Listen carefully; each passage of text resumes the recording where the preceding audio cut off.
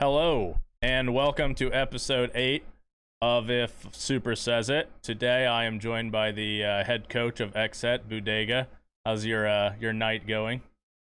I'm good, Super. It's good to finally meet you here. Yeah, well, we've met, but we haven't really spoken much. Like, Yeah, I think our level of speaking is like shouting at each other, or when I remember when we were playing XSET, like last stage before I retired, you were like sitting in the stands watching XSET play us, and it was like a really close game, and you were like sweating bullets, like laughing and stuff, watching on your phone. I remember just like looking at you, and you were laughing. It was so, yeah, an actual conversation between us for the first time. And so, how we normally do this, and what we'll do here, of course, is kind of go through your backstory to where we are at now. Obviously, with me being from NA, the majority of people who probably listen or watch this are going to be from NA. And so they're probably most familiar with your time on XSET. But you've yeah, actually been uh, in Siege, involved with Siege for basically since the game came out. So I thought we would start way back when. I know you literally just mentioned to me on Xbox even, and then kind of move towards where we're at now on XSET. So So yeah, so yeah, go ahead. so I started playing since the beta, like with Hmm. a couple of friends in Brazil. So at this point, I was already in New York, but I didn't have too many friends. It was like my first year. I didn't know English a lot. So I started playing in Brazil, like in Brazilian servers, like with high ping, just like I think.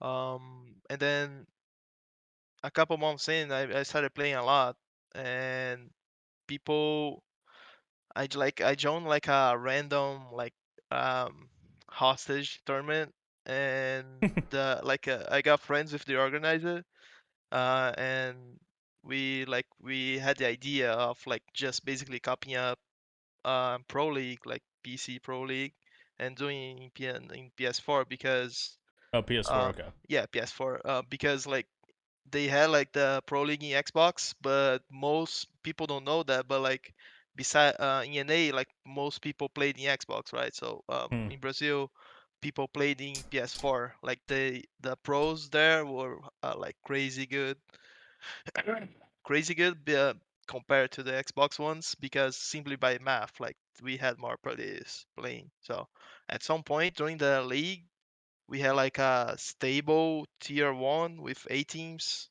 a stable tier two with 8 teams, and then like a T3 tournament that it was like every week. And at some point we put like 500 teams there. So um, at some point during the like 2016, 2017 ish, during our peak, we got like 700 teams playing on PS4 just on our leagues. So you So were um basically before you even came to PC, you were kind of running a 700 team PlayStation league yeah, in Brazil. yeah, so I handle everything through like group chats, like Hmm. WhatsApp. It was crazy back then.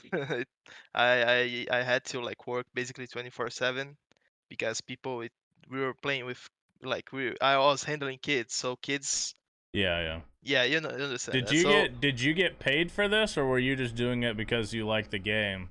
so there was so to enter on the tournament, you had to pay like a small a small sum, like it would be like $2 today, what Hmm. is I think $2 to entry on the like on the T3 level, and on T1 and T2 they didn't have to pay anything. Yeah, just qualified or yeah. Yeah, we took some money off it. I remember like getting like a PC off it, like a medium, I don't know, a low tier PC.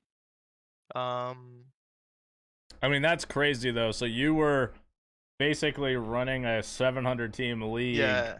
and all they were paying was like whatever small portion you take out of $2. So like that must have Yeah. been, you must have been like, what am I doing? Like, oh my god. The I was just a kid, like I was just Mm, studying it. I had the dream like back then. Me and the owner, um, we wanted to like Ubisoft to see what we were doing, like all the structure that we put on the PS4, and so they could do. We had a dream so that they could do like a tournament, a official tournament for us. So yeah, that was our end goal, but that shit never happened. So, yeah. uh, They said uh, PlayStation, fuck off. yeah. Then on 2017, I had the idea. So Ubisoft is not gonna do a tournament in PS4, so I'm just gonna start playing, coaching like the best team there at the time, which was MIBR. So Mm. today's MIBR, they always won, like every single tournament, So every they single weren't one. they weren't MIBR yet. They were just like it was the same group of guys Yeah, that the you just same like. group of guys, the same roster, basically the same roster, like besides Raps and Philippox. Mhm. Raps and Philippox used to play on like Viva's team. So we had like a top four there. So we had a So structure were behind there. they? So Like were a they coming from PlayStation to like PC, or were they on PC and you knew them? No, everybody was PS4. Everybody. Hmm. So like Wow. from today's BR6, like if you see straight three rosters, there's players from the PS4 who played in my league Yeah. to today besides two teams, I think only FaZe and Black Dragons. Besides that, every single team has a player that played in my league there. Like, and I think it's plus 30 players. Like it's more than half the league. It So it kind of just popped up like in my mind because I know you mentioned earlier to me like people played PS4 because obviously it's like the cheaper console. It's cheaper than a PC. Was was it difficult for a lot of people that were in your league, even some of the best players, to move to PC when they did that? Because like obviously we know like PC gaming is like a lot more expensive kind of than like a so PlayStation, or was it just able people already kind of had good enough stuff? I think that through my leagues, it kind of enabled like the everyone to like earn some money Hmm. playing the leagues, streaming, and earning like actual salary from teams. Like there was teams that were playing giving out salary to play on our league. So we almost did a LAN back then. Um, back in the day, we That would almost have did been imagine the pictures if you had them if you did that like today of yeah. everybody at 2017 playing PlayStation. So it was kind of huge there. Like Yeah, the views. I remember being like 3K ish on YouTube. or just like a local kind of tournament too, not Yeah, like anything crazy. Yeah. yeah. So I think it enabled them to like get the PCs. Hmm. Like basically everyone from MIBI got their PCs using the like tournament monies, base salary from the orgs that we played back then. So that's how most of the teams did it, I think. But the only one that stuck together through the end was us, like the MLBR roster. Like we went to PC, we went with the same roster. I think it was with RHC. We only um, brought like Scadinha to the roster who went to like PC and shit. He already played on PC, so that's how we went to Team One. But like before that, uh, when we on the first season that we went to PC, this is like 2017, Yeah. we had like the dumbest idea of all time to play CL on burn accounts because I think Reduct and Lokid they were underage, but they were gonna complete 18 during the tournament. Oh, okay. So, Yeah. but since Moss exists, Yeah. people saw the fucking Lokid PC on the I think the when when you run out the mods, you can see the name of your PC, and Yeah. It shows they like it saw like literally shows everything, so you can see. Yeah. Yeah. yeah, Exactly. so they could Even see like computer low kid ID. PC, and then we got banned for like 6 months. But like back then, when we got banned, we were literally like top five in Pro League already. Like we used to scream like teams, 7 maps, Yeah. 6 maps, 5 maps, and we roasted them Jesus Christ. because Seven map back scrum. yeah we took like the whole day. I don't know. I don't. It's way back when it was like five rounds map, Yeah. Oh, I guess that makes so it sense. was Yeah. quicker. Yeah. We used to roast everyone up, steamroll besides like the top four, the big top four that Mhm. exists there. Like we were already good to go. Like we went to from consoles to PC really fast, and we were already good because like we since the PS4 area, we were like trying to become this like a job, an actual job. So we were since the PS4 we were screaming double dates, making up strats. So when we came to PC, we were ready to go already. So That's we kind of what just happened in NA too, actually, because like once they dissolved the Xbox Pro League for NA and like all the Xbox teams came to PC, like most of the PC players ended up getting replaced within like a year. Like right now, like a lot of the league now in NA is literally Xbox and PS4 players. Like all the OG PC players, there's hardly any of them left. It's like Canadian and like Eclipse. yeah, because that's I already thought about it. It's basically like math. Like if like a console has more players than PC, the probability of finding a good player in Siege is higher, Yeah. much higher. So that's why this happened. But it happened a little bit late in Brazil Hmm. because it took us a while to buy PCs. So I think that thing happened between like 2018 to 2019. Yeah. The replacement from PC to like consoles. So I think part of it too is like when Siege first came out with from to PC, the like Tom Clancy series was always like a popular console game. People didn't really play it on PC.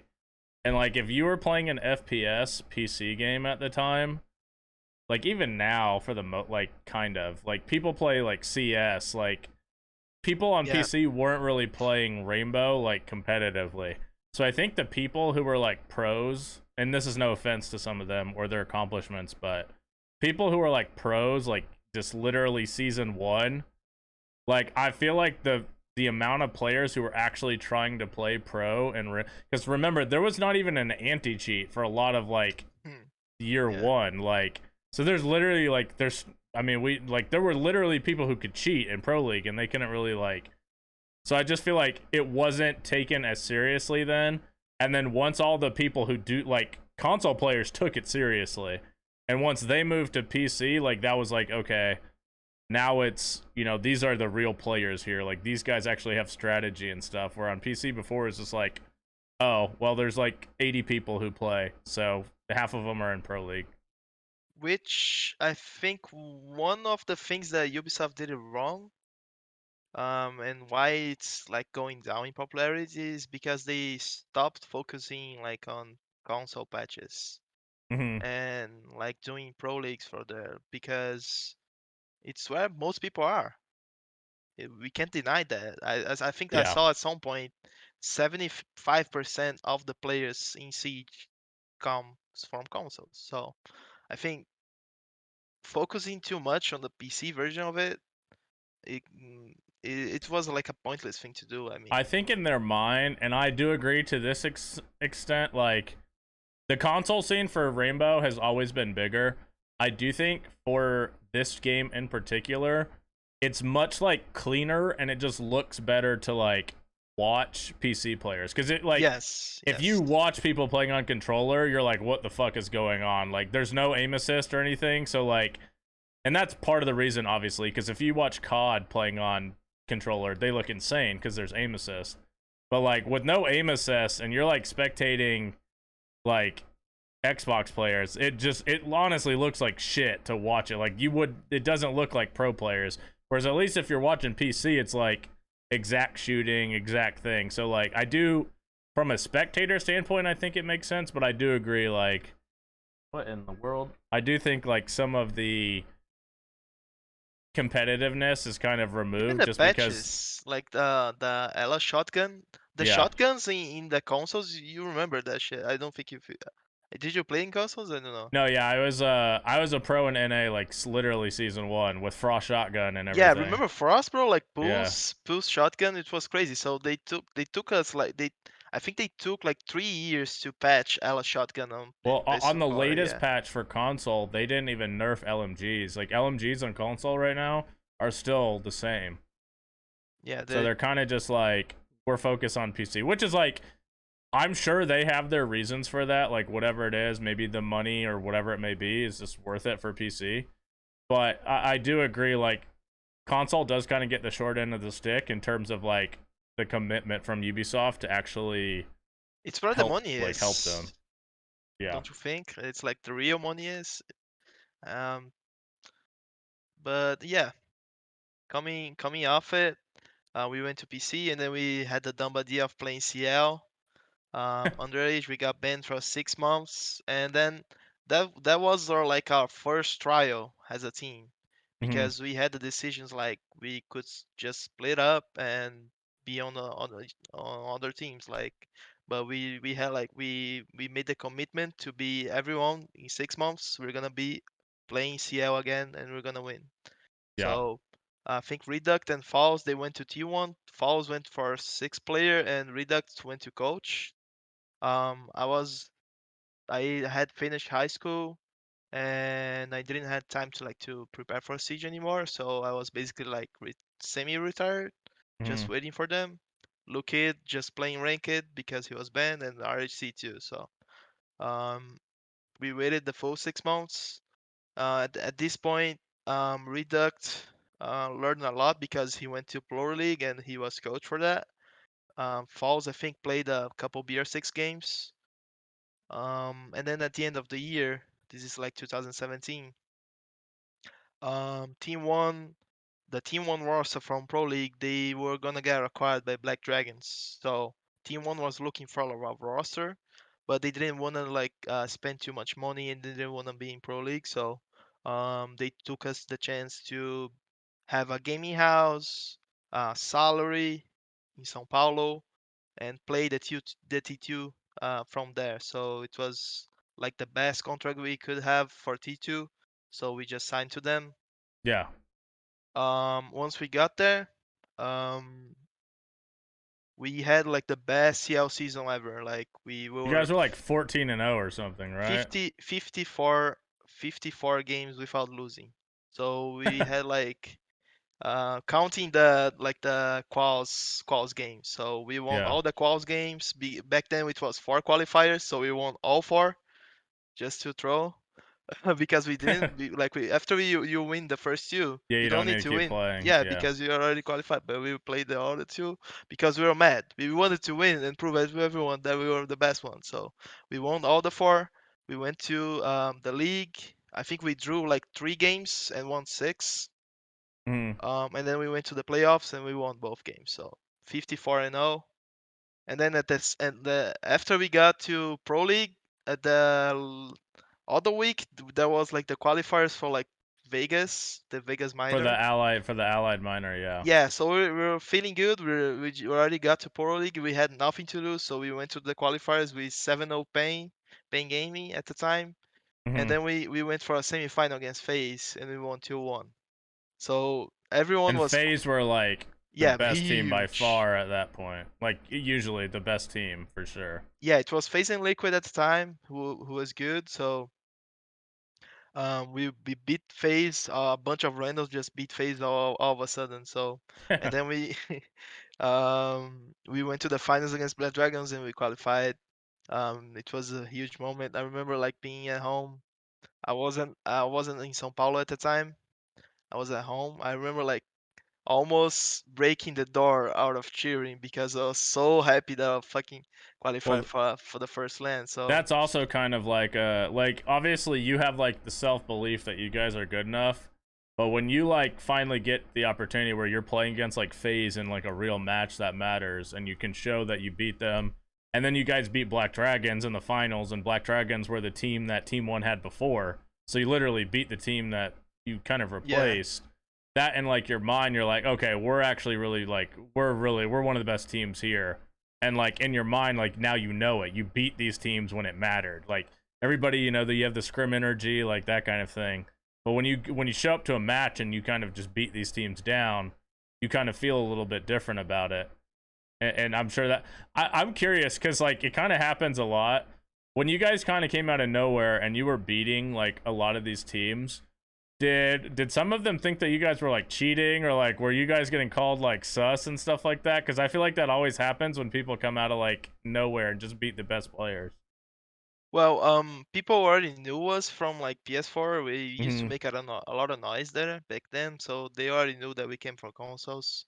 Yeah. We used to scream a lot, and because of the ban, everybody already knew where we would stand off. Like Yeah, that you guys were good. we were literally a pro league team playing CL. Like it's just like the situation of not it's Hmm. not like the situation of Empire, but like it's similar, you know. Like we were a pro league team playing You were just CL, clearly literally. better than like everybody you're playing. Like they had no Yeah, chance, basically. and Yeah. they already knew about it. So when we went to the Vegas qualifier, they already knew we were for real. So um, it was fun, and then we um at the same time that we qualified for Vegas, I applied for like the DreamHack, and way back then was if you filled it out first than the other teams, like the Yeah, yeah, I spreadsheet. remember there's like a You remember race that for shit? it. Yeah, yeah, that's Yeah. so So stupid. I literally put up a macro for it because it was the same spreadsheet every time. So I put up a macro. I typed in 3 seconds, and then we qualified for DreamHack Valencia. So Pro League, Vegas Minor, and DreamHack Valencia in 1 month. So it was really good for us. We went to Vegas. We started off, I remember, slow. Hmm. We lost the first 2 games. I think I lost to you. I don't think were you on Rogue at the time? No, no, that was Eclipse. I think that was before I was on Rogue. I can't even remember, but no, we didn't. I was I think that was like we went as Sonics and we had like subs or something. Oh, okay. So we played Rogue first game. We lost like on Villa, Hmm. and then we played Vitality on bank, and then we lost, and then we were down 0-2. If we lose one game, we're being eliminated. So we're gonna play DZ, I think. And I remember DZ being cheering when they saw our name on the board that we're gonna play them. So Yeah. and then we I remember like having a talk with them, like we just went up because we felt like we were like literally shaking on the game. That Hmm. was our first That was their LAN, first time playing at LAN. Yeah. first pro match because we didn't play Pro League. It was before Pro League, Yeah. the Vegas Miners. So we were literally shaking. And then when we went down 0-2, we started talking. We went for like a map video that worked out for us, Coastline, which was obviously like our best map at the time. We played. I remember like Scadinha spawn pinking like hyper like on the on the first rounds, and then I knew that we were gonna win that match. We won it, and then we played like, Coastline until the end. We won like 3 coastlines and went Finally, for the somebody's like, playoffs. "Why we gotta stop letting these guys get coastline? What's going on?" Then we went like to play Secret, and that's Leon Geeds. They were like the best They team ended at up the winning the tournament. Yeah, they yeah. ended up winning. They were the best team there, and we lost to them. Like it was a tough game. No, we Um, played them at that too. Like we had a sub, but they destroyed us when we played them at they that were tournament. they were really hard. They were really good at the time. Yep. We had it was 2-0, I think, the game, but it was very close. And but it was a good first LAN experience, I think, like getting playoffs, playing international teams, and showing up Hmm. when it mattered. So I think it was an okay experience. And then we went for a pro league. We were mid on pro league. We went, I think, 3 victories and four. Um, yeah, 3 victories and 4 losses. It was 8 teams back then. Um, Yeah, I was gonna say you guys actually ended up getting third place. Like, yeah, cause remember back that's then, the like it was like first. forever, but you guys Yeah, didn't make the like finals or whatever it was.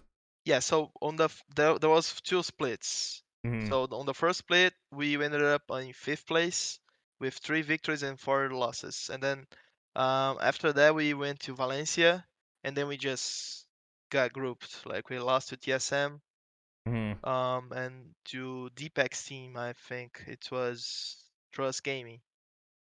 Yep. You lost to Trust Um, Gaming and TSM, and you guys got last place in your group. so at the time, we were getting to know like the actual meta of Siege and how to properly play structure because back then we had good ideas out of random that worked, but like it we were literally playing at random. There was no structure behind it. There was no theory behind it. So after we went to Valencia and got grouped, we took some time off to like review what we were doing, and then we started doing something that nobody at Latam did back then, which was counter striding.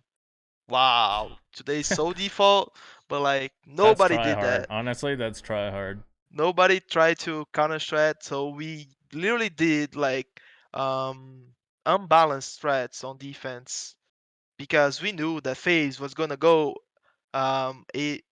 what is it admin in consulate. They always Yeah, do the yeah. admin take, so we did like a unbalanced strat based on because they always went admin. They always went admin. So we did a bunch of shit from against on these big games and it worked really well. I think we won all the top four at the on the second split. Hmm. We had like a top four it was Liquid, FaZe, Nip, and Immortals. We had the 4 games against them in sequence, so we won all four. And then we had like 2 last games against like INTZ and Black Dragons, and we only had to win both games to go to like Japan. And we drew both games. We choked, and we were like a point behind. Yeah. But you guys, I mean, getting third place in your first stage, obviously, or your first year, I guess, back then, certainly not bad. And you actually only ended up finishing 1 point out of going to like the finals. And for those who don't know, back then Siege didn't have majors. It was like the world finals basically. So the Yeah. top two from each region would go to like wherever, like Japan, or I remember I went to Sao Paulo. Um, it was definitely like it was definitely way different back then. I'd probably say less serious. Yes. Um, but that does show you like your first season. Sure, you don't make the finals or the major, whatever you want to call it, but you show you're like literally right there, like literally 1 point off from making it, and it was in your own hands too. So that's probably encouraging to you guys as well as it is, hard to choke. So that was a good moment for us. Like that gave us the confidence to keep playing together. But then another bad phase happened.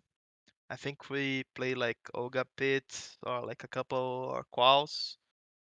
And we were not playing it well, in my Hmm. opinion. We were struggling a lot. And then we always so because we were like so close together and we knew that every single player in PS4 was so strong, we were always looking at like the players that were gonna come up with 18 years. So Yeah, yeah. I was always looking at Philippox. I knew he was the like the guy to go. It's a Uh, chosen one. yeah, he's a chosen one and Raps too because once they got to 18 years, I'm gonna get them. So Philippox was gonna get 18 years and like in January 19. January, yeah, January 19. I'm trying to remember. It's so we had to take the decision to either kick Scadinha or Rice. And then at the time we felt like we had to kick Scadinha because he was basically like an entry who knew how to shoot, but he didn't give us like enough structure behind it. Hmm. And Philippox is literally one of the most intelligent players I've ever met. He's very intelligent. He knows a lot about the meta, and I thought it was gonna be a good fit. But we had a lot of struggles once Philippox came. I think we You guys lost on ended up the getting you guys got last place. yeah. We started off well because we lost on the finals of the SI qualifiers. I think we lost to Immortals. You If I lost to might be MIBR, yeah. yeah. We lost on the finals. That was a huge defeat for us because we wanted to be at SI Yeah, so I mean fucking that's everybody's much. goal. Yeah. Yeah, and then we lost that. I remember like being actually depressed because of that. Because we I think the single greatest, and it's kind of weird too, but the single greatest like one victory that I ever had as a player was literally in my first year as a player on Era when we won the SI quals. it's Like the that was most because like difficult. it was like I couldn't believe because I didn't even take Rainbow seriously, to be honest. Like, you know, back in 2020, 2019, you got paid, but it was like you Yeah. weren't getting paid a lot. And then you like make SI and you're like, holy fuck, I'm actually going to SI. All right. I mean, I guess I'm pretty good. That was like probably still to this day, and obviously it will be for my career. Probably the one victory that I would say like I remember the most because it was like almost like unbelievable that we won it. For people that don't know, SI Quals is the most high pressure games of all Like there's no tournament that has more high pressure than this. Especially the later Because you get into the tournament, because you're like, I can't yeah, fucking choke this dude. Like, we gotta get SI. because like you must think like, oh, SI must be like the most high pressure game you ever been Hmm. to. But like actually qualifying to that is much more pressure because once you get there, you already know that you're one of the best between the best teams and you just want to show up, you Yeah, yeah. know? That you just want to play and do your best. But before you qualify, that's the job. You need to do the job. I think it's more hard.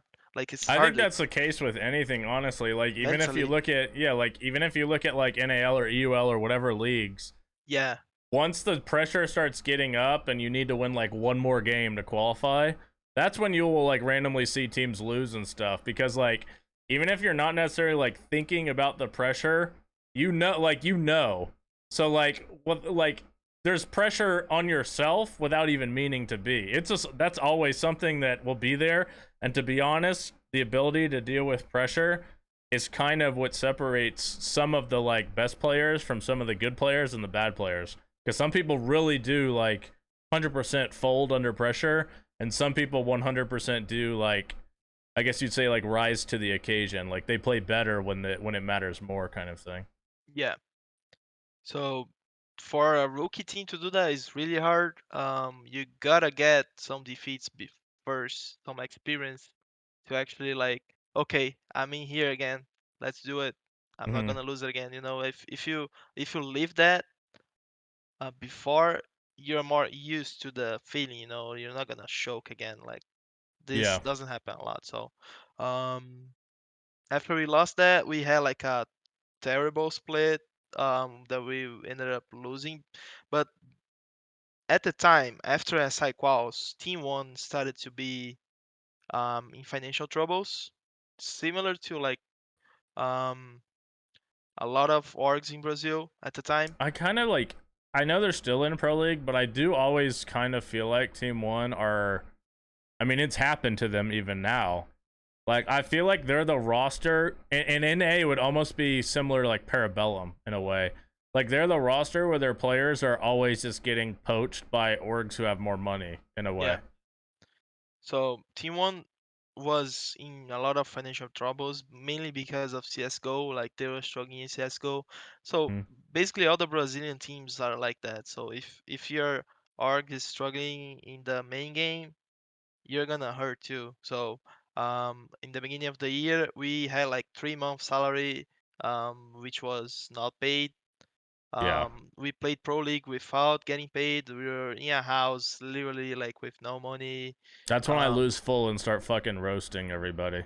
yeah, and then we were not in a good place mentally, and plus um, the league didn't like matter anymore because didn't qualify for a LAN, and it didn't matter to stay in the team one side because you had to had the spot in the BR6 Hmm. to be in T1 instead of Pro League. So since the DSL was not at the at Siege anymore, Pro League didn't matter. So we just threw the fucking season and we went last because we were actually suing T1 in the background.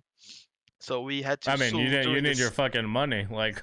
Yeah, we sued them and we started looking for a new org and nobody wanted us. Nobody really literally wanted us because we were Because you're last coming off place. of last place. Yeah, Yeah, exactly. and we had to come back to Team One, and then they're gonna promise, okay, it's the court decided that they gotta like actually post every month like our salary on an account. So it was after we sued them, everything was okay, like they didn't. Kind of awkward a little bit. Like, yeah, No, but we like were fine. We just had to sue them, but it was okay. Like, yeah, it was okay because like they did everything they needed to do, like they yeah. were doing their job. So okay.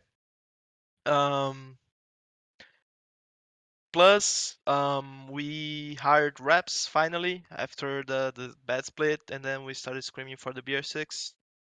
Um, and then we had like our best phase. So during the year, during COVID, we had the lucky to have the fucking pandemic, and Mm. then we were first place on stage one. We lost to phase on the major, on the regional major. We got It's top. like the online majors, Yeah, basically. the Yeah. online majors, stage two, first place again.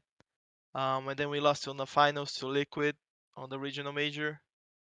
On that game specifically, I literally cried after we lost the game, the finals, because I don't think I think you remember that, but Ubisoft sent us an email before the major happened, like the regional majors, Hmm. telling that the SI was only gonna be 10 teams because of COVID. Yeah. No, I remember that.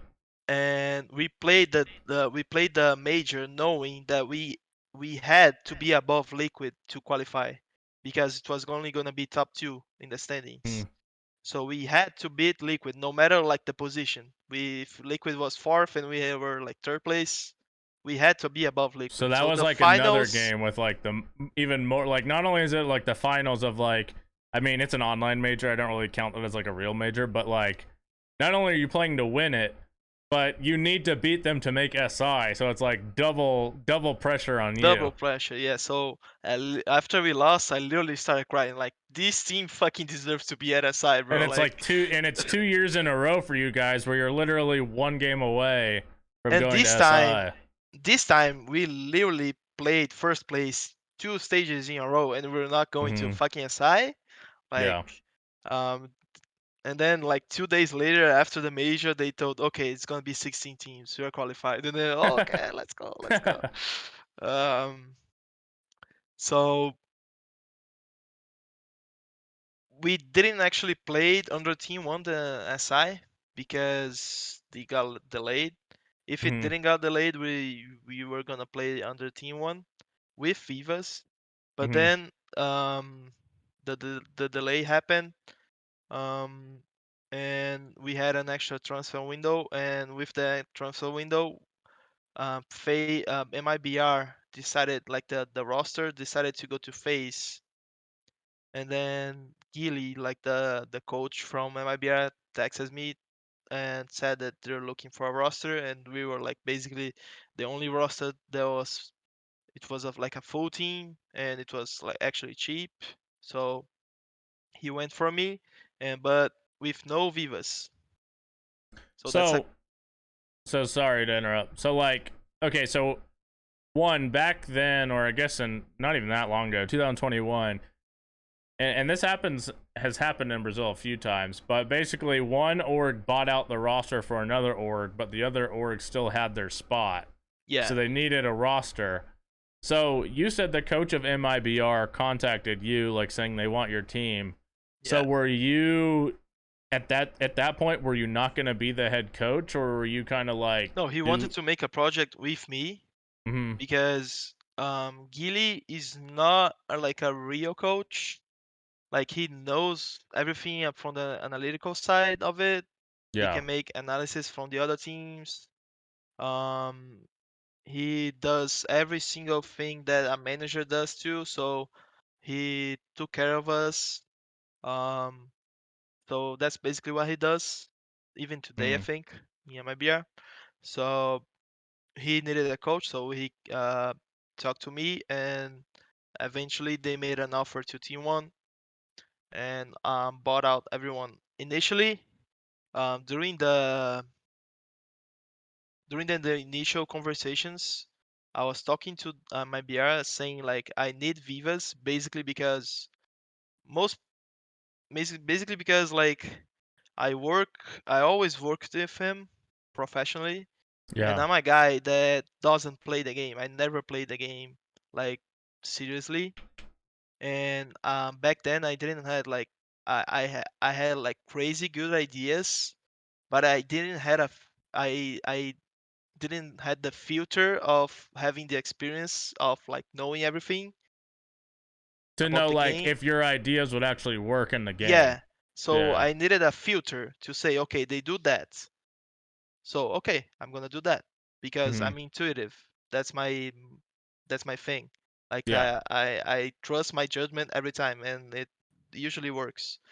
But Vivas was always the guy that was my filter in T1. That was basically the thing that worked in 2020 because we had Reduct was a crazy good IGL, and he understood me and I understood him a lot. And Vivas was the filter behind it because he watched every single Pro League game. He knew what everyone does, and he always said when we were gonna make like a new strat, he always says, "Okay, they're gonna do that, that, and that. You need that's the problem." He gave us the problem, and then me and Reduct we invented a new thing to fix the problem. So Hmm. that's how it worked. Um, and I think we got really strong when we started doing that. When we went to MIBR, that system stopped because, as I told you, Gilly is not a filter, not even close. He's just a Um, man, essentially a manager. Yeah. yeah, he's essentially a manager. But I got without Vivas, I actually got better as being a coach because I had to actually focus more on what the other teams are doing. Hmm. I got more structure behind my head because I had more experience. So I was actually more structured when we got to SI. Heading to SI, we had all the everything that we worked in 2020. We were feeling pretty fucking strong. So when then we got third place, um, Was that hard getting like? Because I obviously we had a pretty deep run at SI. Was that hard for you to get third place, or were you like, wow, we just got third place at SI? Like, did it? Were you like proud of it, or was it like we were literally 2 games from winning SI? so our game against NIP on the finals, Hmm. winners finals, it was a 7-7 match, third map, 7-7 clubhouse on the last round. So we lost the last round. I remember the comps from these days, so it haunts my nightmares from these days, this match. Like the other match that we lost to Liquid on the losers final, we already gave up there. We were like dead, basically brain dead, because we were like basically mentally destroyed after the NIP match, to be honest. Yeah. I remember like after the NIP match because that game that game specifically I screamed a lot. Yeah. On that game specifically, I tried to do a lot of things, and on the timeouts, I tried to think a lot on what were I was talking to the players. I was so fucking focused. I remember like after the NAP match, I just went to the my hotel room and I just slept until like the other day. I couldn't do a thing. I couldn't watch what Liquid was gonna do. I couldn't prepare. Um, we were not mentally good for the Liquid match. That's it.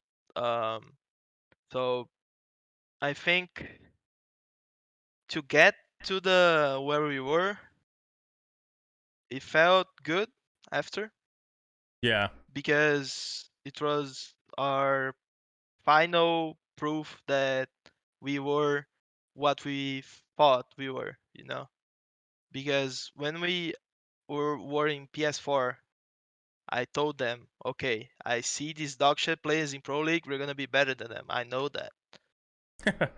That's literally what happened. So Yeah. it was a proof of everything, and it was fun.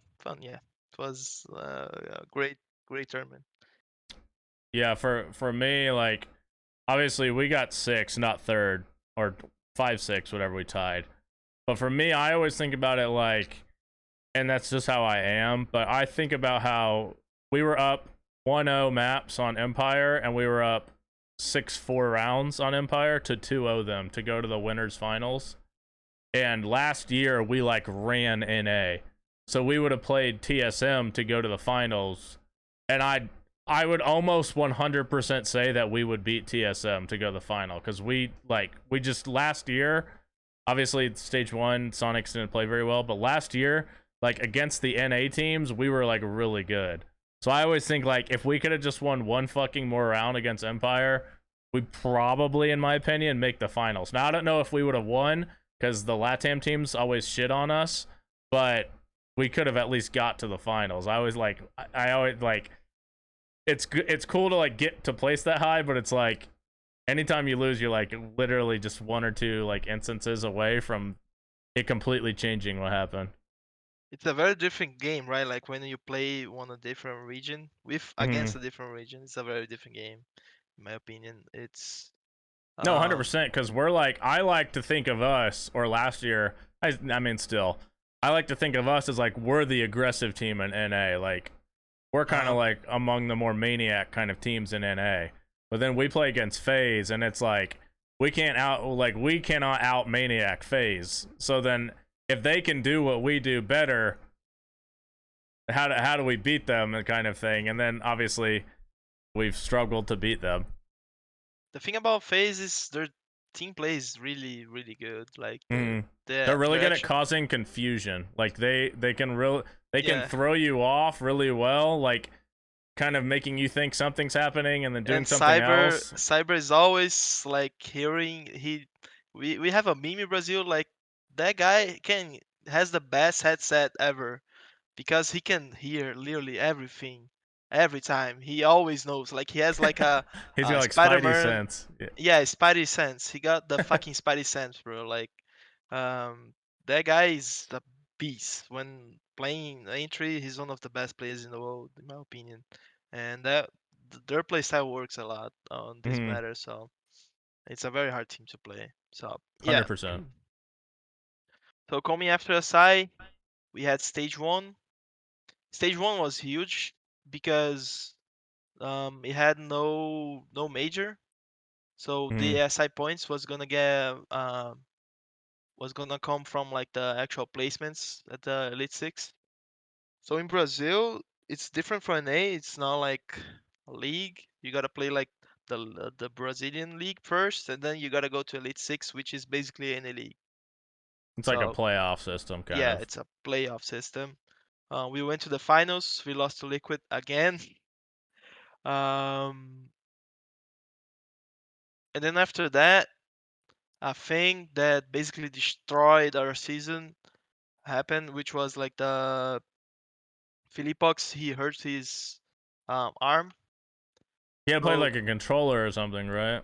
no, I started playing, and then we took the decision to put Philippox on the controller You're because he like, was I'm better so than me bad. with a This, controller. yeah, I'm so bad. This guy, the controller is better than me. Yeah, so we had a terrible season there. We lost basically all the games. I think we only won one against Yeah, Santos. Um, and like our mentor was basically gone there on the stage two. Um, funny thing, don't many people don't know that, but the guy, so Philippox got injured on the arm, right? yeah. So it wasn't alone that he did that. It was a guy from another team that did that. And He's his name, sabotaging you. yeah, his name is Alemão. And we were like at a party in our house, and Hmm. then I don't know what they were like playing at each other, and then Alemão injured Felipox with his Nope. arm. Yeah. So Sabotage. yeah, so Alemão only won Mexico because of that.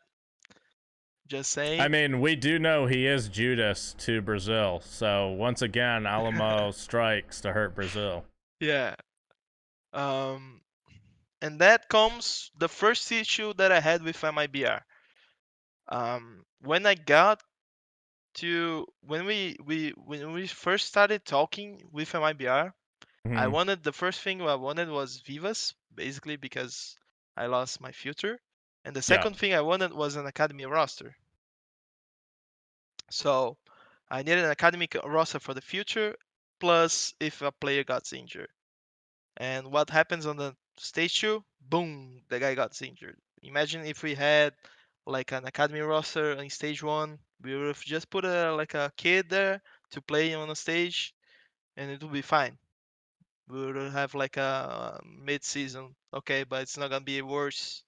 And plus the back then the points they continued like after stage one Yeah, they add we up kept the over the whole. points, Yeah, yeah. so we could have stayed I in top remember six. complaining about that actually because I thought Yeah, your region was rigged because the points never reset. so we could have stayed in top six if we had like an academy roster. So I put that everything under my BR because they just didn't want it because of money. Um, but it was crazy cheap to have an academy roster in Yeah, I'm Brazil. sure. I mean, Crazy yeah, cheap, like crazy cheap. $100 or less. So stage three, we decided, okay, we're not gonna take off anybody from the roster because we were bad because the guy got injured. Hmm. It wasn't You're because, still the same team that got third at SI.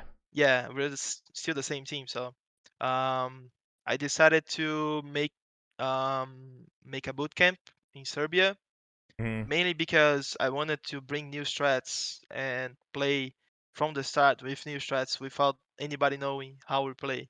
I think So that's very funny that MIBR is willing to give you a boot camp in Serbia, but they're not willing to give you an academy team. no, no, no, that's not entirely true because we paid half of the trip using prize money. So they didn't play, they didn't pay.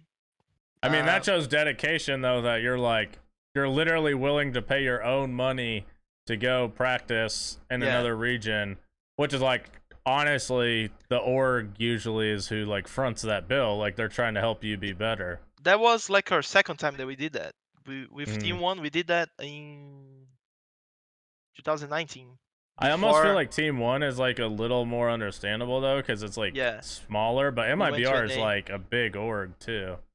We went to NA. We stayed like a whole month there. I think we screamed you guys a couple Yeah, I times do there. remember scrimming you guys, yeah. So that was the second time we had this idea to do it, and they only do it if you pay, you know. Yeah, So if yeah. you don't pay, they're gonna make a boot camp. So okay, we pay, we go. Hmm. We stayed there for a couple weeks. It was really good. We screamed lots of teams. I can tell you, I preferred boot camping in NA. Like we could actually do better strats because we could like plan all the round to the end. And in EU, shit gets crazy there. Like on scrims, Yeah. uh, they are much more aggro than around here. So I actually prefer boot camping here in NA. Um, we had like an okay season. We won 6 games and lost 3. We were third place on BR6, and then we went to Elite 6, where the pressure was high. We lost on group stage, and we didn't qualify for the major, which was our mainly obligation to Do you do. think that's weird that like because you did very well at SI, which is arguably like the Yeah, most pressure situation you can get in, but then kind of in these tournaments where you guys, there's pressure on you, like that roster has had like kind of from what you've mentioned at least a tendency to kind of not be able to deal with the pressure that well. Do you think it is like a pressure thing, or do you think it's just like an unlucky situation where you guys just keep I mean, looking at your scoreboard, you just kept losing to Liquid. Was it just like Yeah. you just can't beat them, or do you think there is like a pressure kind of So blockage in a way? when going to stage 3, I think what what made us lose on the late six and not qualify to the major was like the culmination of all things, you know, not Hmm. making an academy roster, not having Vivas throughout all the year. I think we fall off strat wise after after stage 1. I think we fell off strat wise. Like FaZe and Team 1 was doing a lot of stuff, new stuff, and we were not bringing new stuff. Hmm.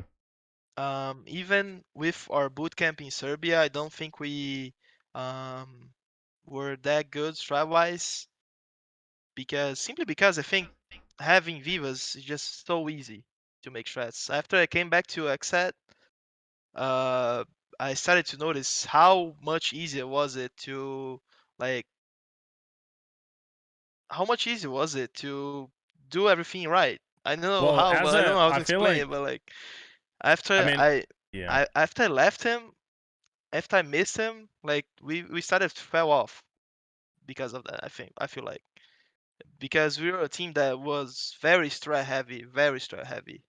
Hmm. Skill wise, I think the Latin players were really strong. We had a couple good players, but strat wise was our like strats was our thing. We won the games on our own strats, you know. So I, I think I think as a head coach, like, I mean, to be honest, I always did the Sonic strat, so I'm a freak, I guess. But I do think it's like hard as a coach. You're like worried about so much thing, managing the personalities, making sure everybody's focused and practicing well, and you know there's so much stuff you have to worry about as a head coach. Whereas if also you also have to worry about making all the strats or making the counter strats or bot review and all of that, like it can get a little overwhelming. And like you said, Vivas, he has game experience. He also understands how you work, how your IGO is working. So, you know, it just gives you a different set of eyes that see the game a little bit differently. So they're thinking things that you wouldn't necessarily think of, and you're just losing that complete, like you're losing everything that offers. So now your only set of viewpoint is your own, yeah. and it's harder. Um, and my viewpoint is basically the same as Redux. We are both aggro. We both like refrags, 3v3s, open kills. We like this playstyle, and Vivas is the complete opposite of it. Hmm. He plays structure. He knows 5v5s, executes. He used to be on our ass every time. Hey, we gotta set this execute. It's always on the hands of Redux, the executes, like to do the final pushes. It was Yeah. always on his feet to guide everyone. And Vivas was a guy, the boring guy that always helped us with that. So it was like the balance, you know. And after we lost the balance, we fell off. That's when I think it happened. Um, and then after we lost to Liquid on Elite Six, I was already like even during stage 2 after Mexico, I wanted Alemão on the team Hmm. because I felt like he understood how we played and he understood the meta and Well, he's he also at that point like a major champion too, so he was yeah like people thought he was really good. um and plus like he was with us a lot already. Like he was already our friend. He went to various times to our house. And I already talked with him a lot about the game, and it was really on par with what we thought. Coming to stage 3, after we lost to Liquid, the only thing I wanted was Vivas and Alemão. I thought that there was no way out besides that. Who would you There have was replaced on the roster for Alamo? at the time I thought I was between two guys. Lookit or reps. Mhm. And then on the last second, I think it was reps. The guy that I was thinking to drop. I don't think he deserved to be dropped, but the I don't know, team it's just a doesn't better what player kind of thing. Alemão. No, it's just that the team wasn't like perfect, like the positions, like it wasn't running People perfect. out of their like He natural role kind of Yeah, thing. Reps Yeah. wasn't playing on his natural role. He was playing entry, and he's not a fucking entry. He's a passive entry too, or flex. He doesn't play on this position, so I was thinking to put Lookid, probably more entry, and then Alemão was gonna play with Philippox doing the duo. They played on the kids team back then, so I was thinking to reunite them, and thought it was gonna be really fucking OP for the next for like 20 for this year 2022. Yeah. Alemão wanted to join. Everything was good, but again, MIBR came in, um, saying saying a couple things that I got mad about. What would Um, do you know like what a buyout of Alamo would have cost at that point from Team 1 30K, in US? yeah, US, I mean, that's honestly like, especially for a guy coming off like a yeah, major championship, like that's not a lot at all. yeah, and we could have paid with our money, with prize money if you wanted. Yeah. So MIBR didn't want to pay to. So there's some like fights between orgs. So the Mhm. guys at MIBR didn't like the guys at Team One, and they didn't want to give more money to Team One, I mean, as I they to be said. honest, if you come like, obviously I'm the general manager of the Sonics now. Yeah, So I'm literally the person who would make these decisions, right? But if I have a team and they come to me and they say, "We want to replace this player. We're struggling a little bit. We can't get over this hump."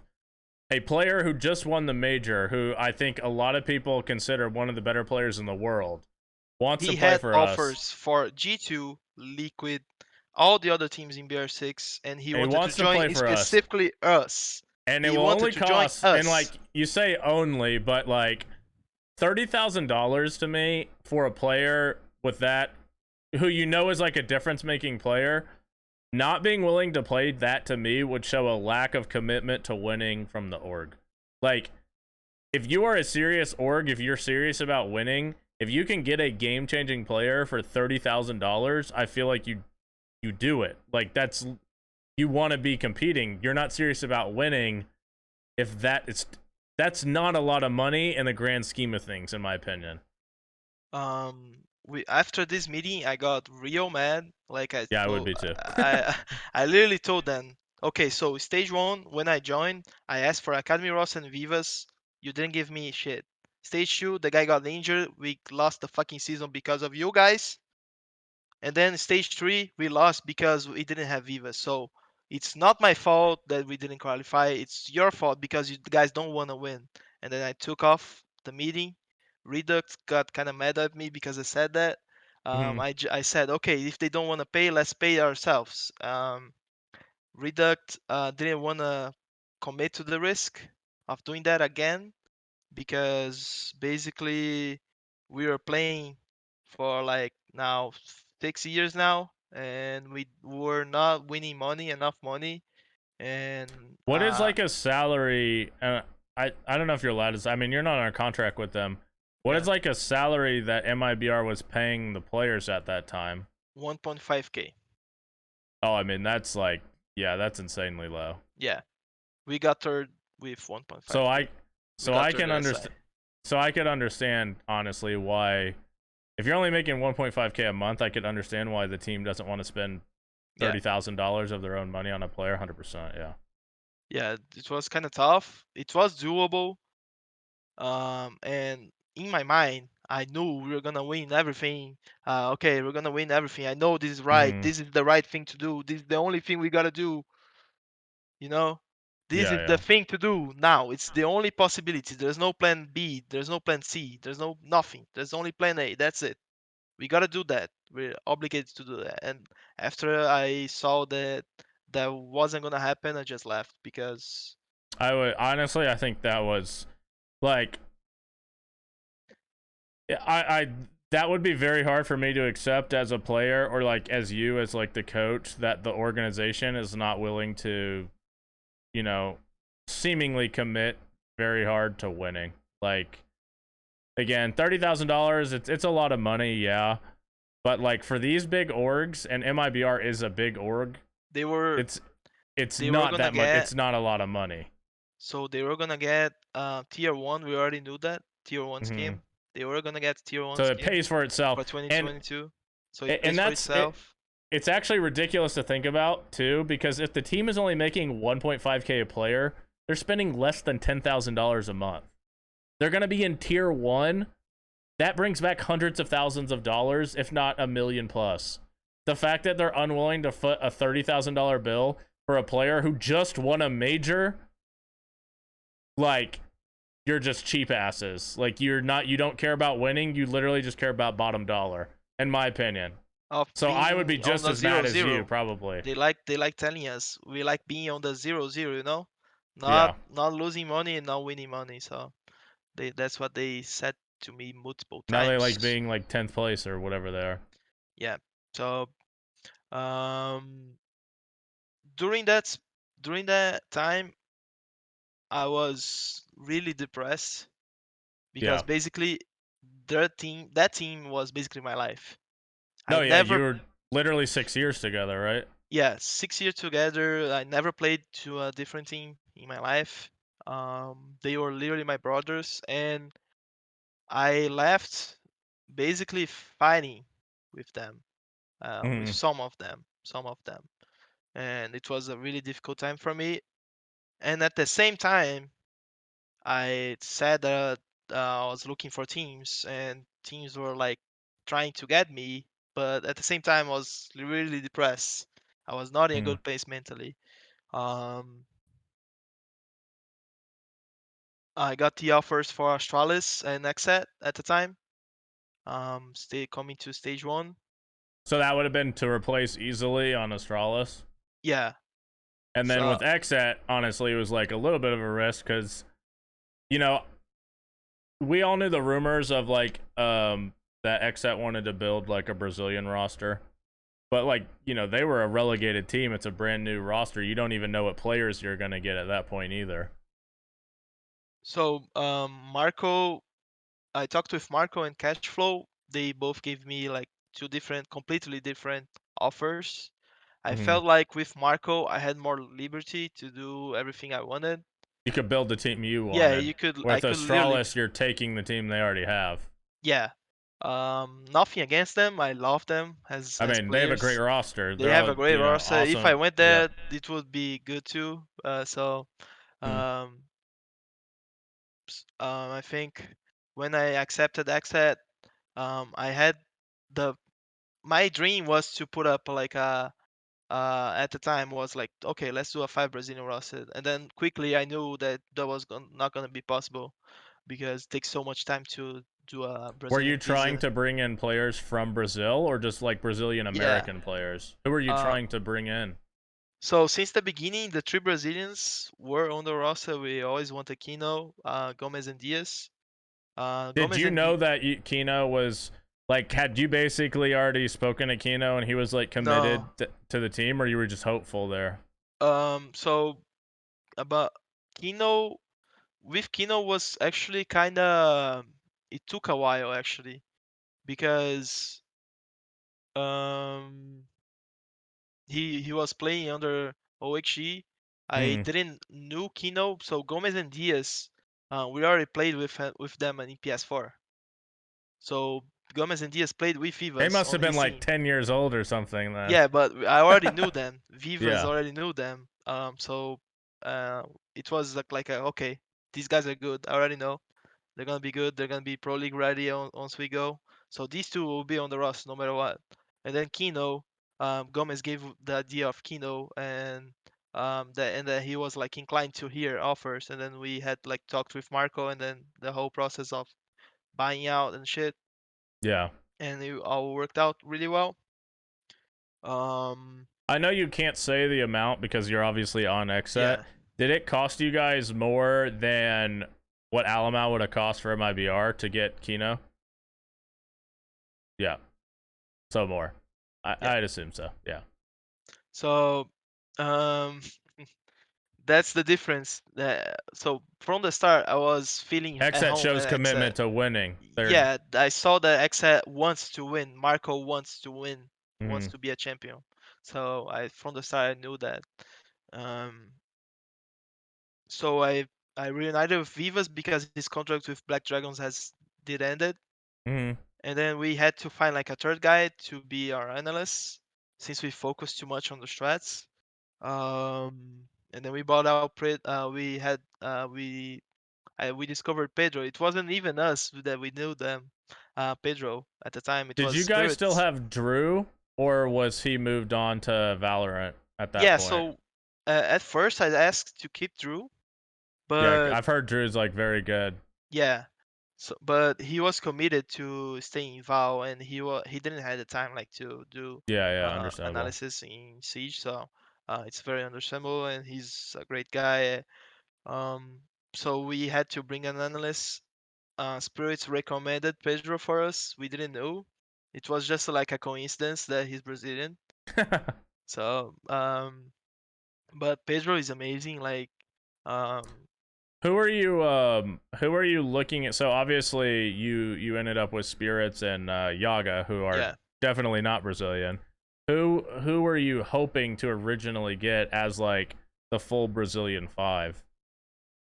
Um, so there was. I asked a lot of players that are currently on teams that who Yeah. wanted to join. Lots of players. Like, That were they wanted to go to NA. yeah, they wanted Well, to you go make a come lot here. more money probably would be Much my more guess. money, yeah, much more Yeah. money. Yeah, I'm basically winning like much more times than I was winning at my BR, and Yeah. most of the players there too, they receive like less salary than in NA. So basically Do everyone from Latam wanted to join here. So do the like do the liquids and the phases in LATAM, do they make at least comparable to NA, or do even they make like considerably less? they make the same. They make probably like around what the good teams do. Okay. You can say that, but Yeah, I not was gonna say because but if not like not crazy good, like not like TSM good or like yeah, well nobody makes TSM good. But what yeah I was gonna say is like it would be if Liquid were being paid like a little like not much, it would be like very shocking to me that nobody's got like Paulo or something from their team yet if they weren't being paid like pretty well yeah. or So tried to at least. they are the most the highest paying team. It's FaZe and Yeah. Liquid, yeah, and NIP, yeah, these three. Mm, where we were? Oh, I was asking who are you hoping to get to kind of complete the Brazilian the Oh, XSET 5? um, so from the start, like I started looking like for to a lot of names. There was Philippox. I wanted Philippox. I wanted Loki. I wanted Alemão. I wanted like Fantasy. I Mhm. wanted Nade. I wanted like There's lots of. There was an actual list of it. Like Yeah. there's like 15 names of it.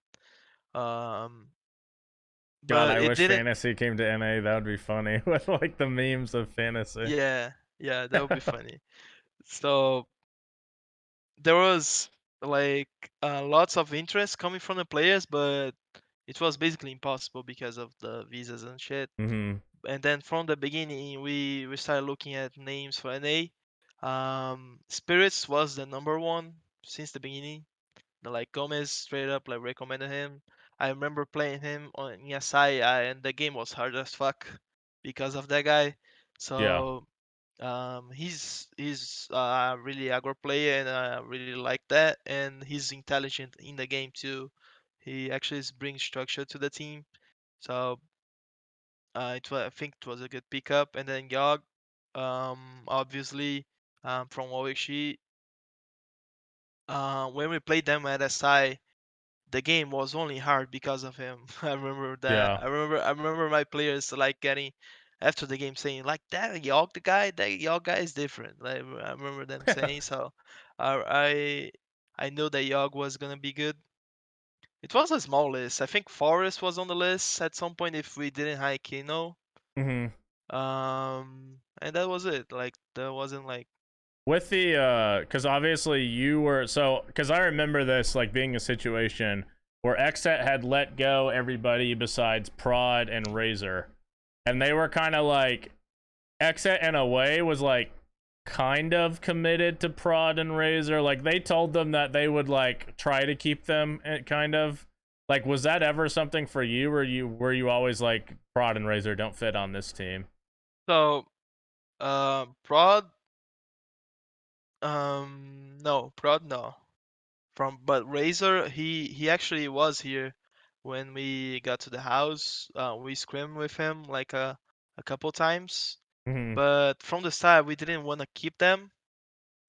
Mainly because I didn't know them, and from what I saw, like from what they played, they weren't very good.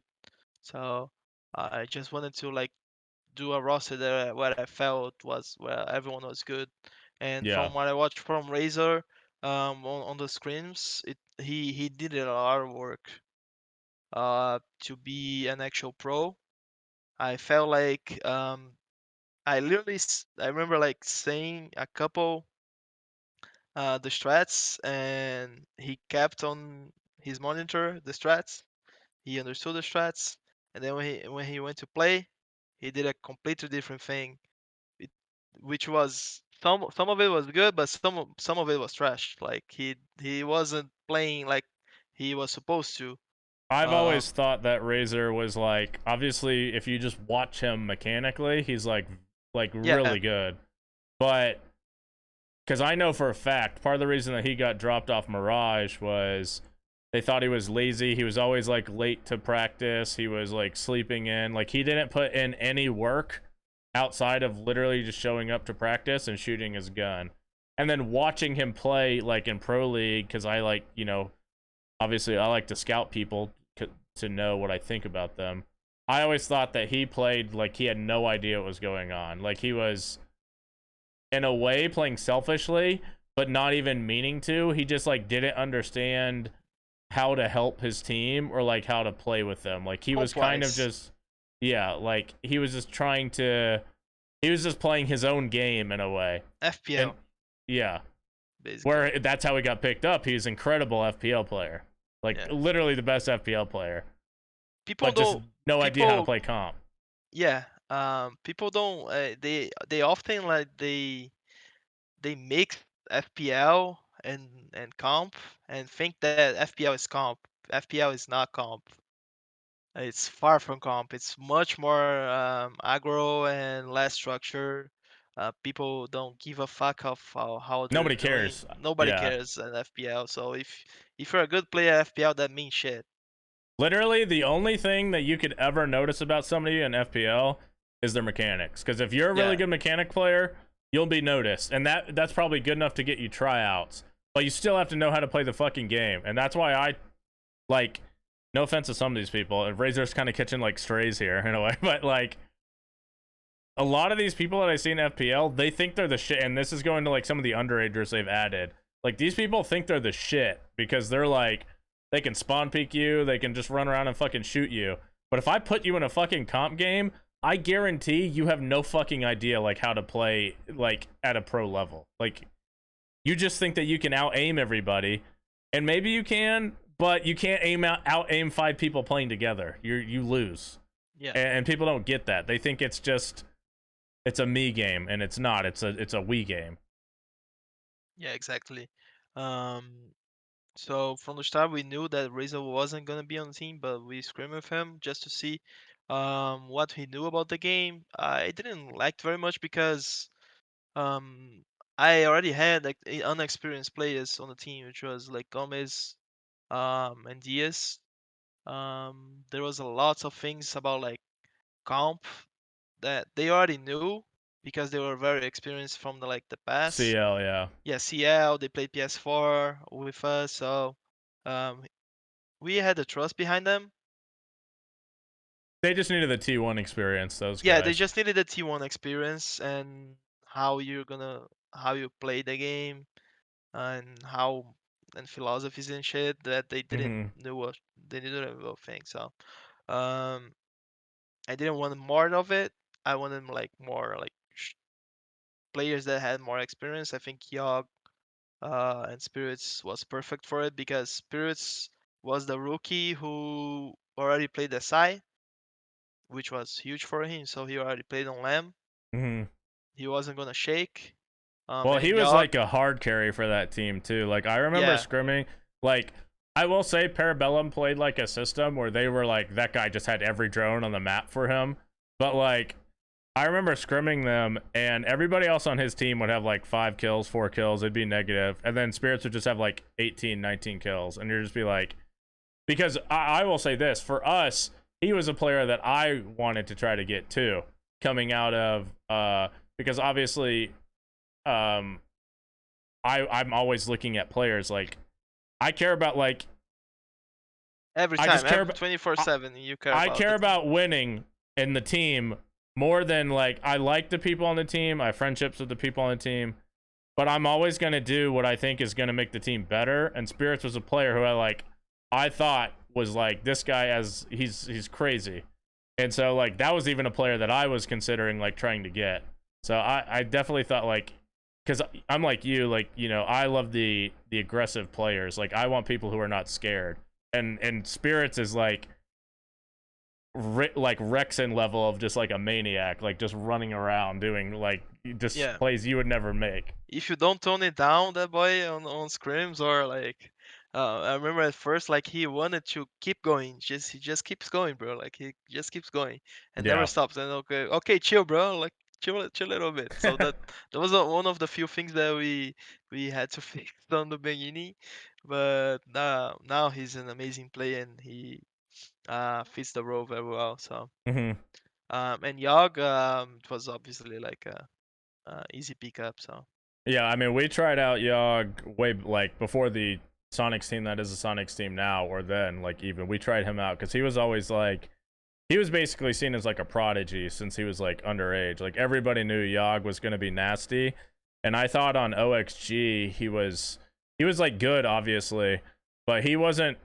I didn't think they used Yogg like correctly at all. Like sometimes he was playing like Breach. Like he just to me was on like weird roles on OXG, and I also think like I mean we know because we're NNA, probably other people don't, but OXG have like a pretty weird style of play. I feel like, and I just didn't feel like it suited him at all. So like the XSET kind of aggro running around style definitely opens up Yogg like more Yeah. freely to take the fights that he'll win kind of thing. Yeah, he took the flex role really good, really well. One thing that people don't know, but like every time when I make a strat, like I don't give a fuck about the ops. Like Hmm. I always tell, bro, you wanna play Oryx, you wanna play like Frost, or whatever the fuck you want. If you guarantee that you're gonna kill two from me, okay, play that fucking shit. So that's that's a thing that we love to do here. We want to put everyone on the road they want. I think So that's if too you like the meta now. Like if you watch like the major like Rogue and FaZe and like and this is part of the reason why honestly like I stopped playing because I don't like this. But a lot of the necessary like strategy aspect in terms of like utility and that kind of thing, like it's gone. It's literally like pick whatever best guns you want and take the fights and see the and movement, the dance, yeah. yeah, and then like rotate around and help your team. And to me, like that means like a lot of the strategy's gone. Like obviously not all of it, but it's definitely leaning more towards the shooter side now than the strategy side. And like getting like XSET to me have 5 really good gun skill level players. And that's what you need nowadays. Like you just need people who can work together, who are smart enough to like obviously not throw the rounds and like make the plays and who could just hit your shots. And obviously I think you guys do a really good job of that. Yeah. Um I think it wasn't the game that changed because I feel like the game is really similar to what was when SHD won the SI, and then we Hmm. had like the utility meta, which was like crazy bad because Hmm. of the shields and shit.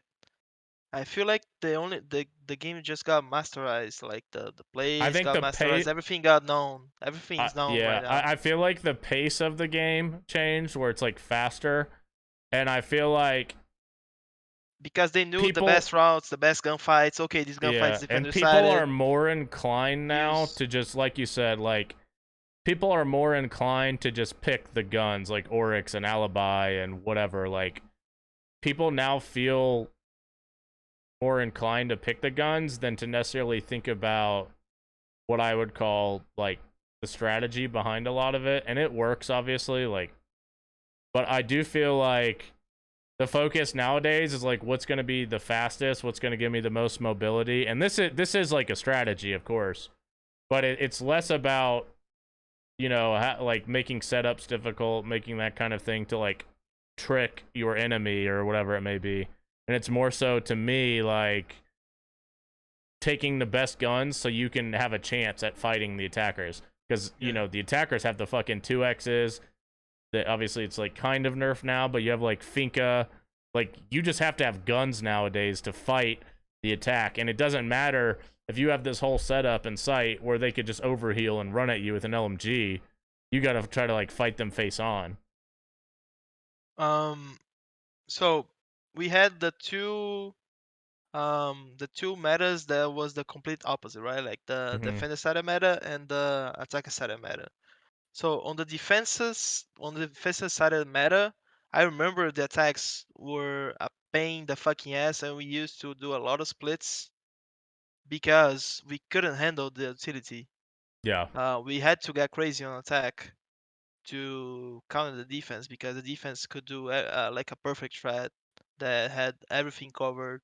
You couldn't run into a thing because they had a fucking shield and three MLIs, three Jaegers, four Goyo shields was Mm-hmm. unbelievable.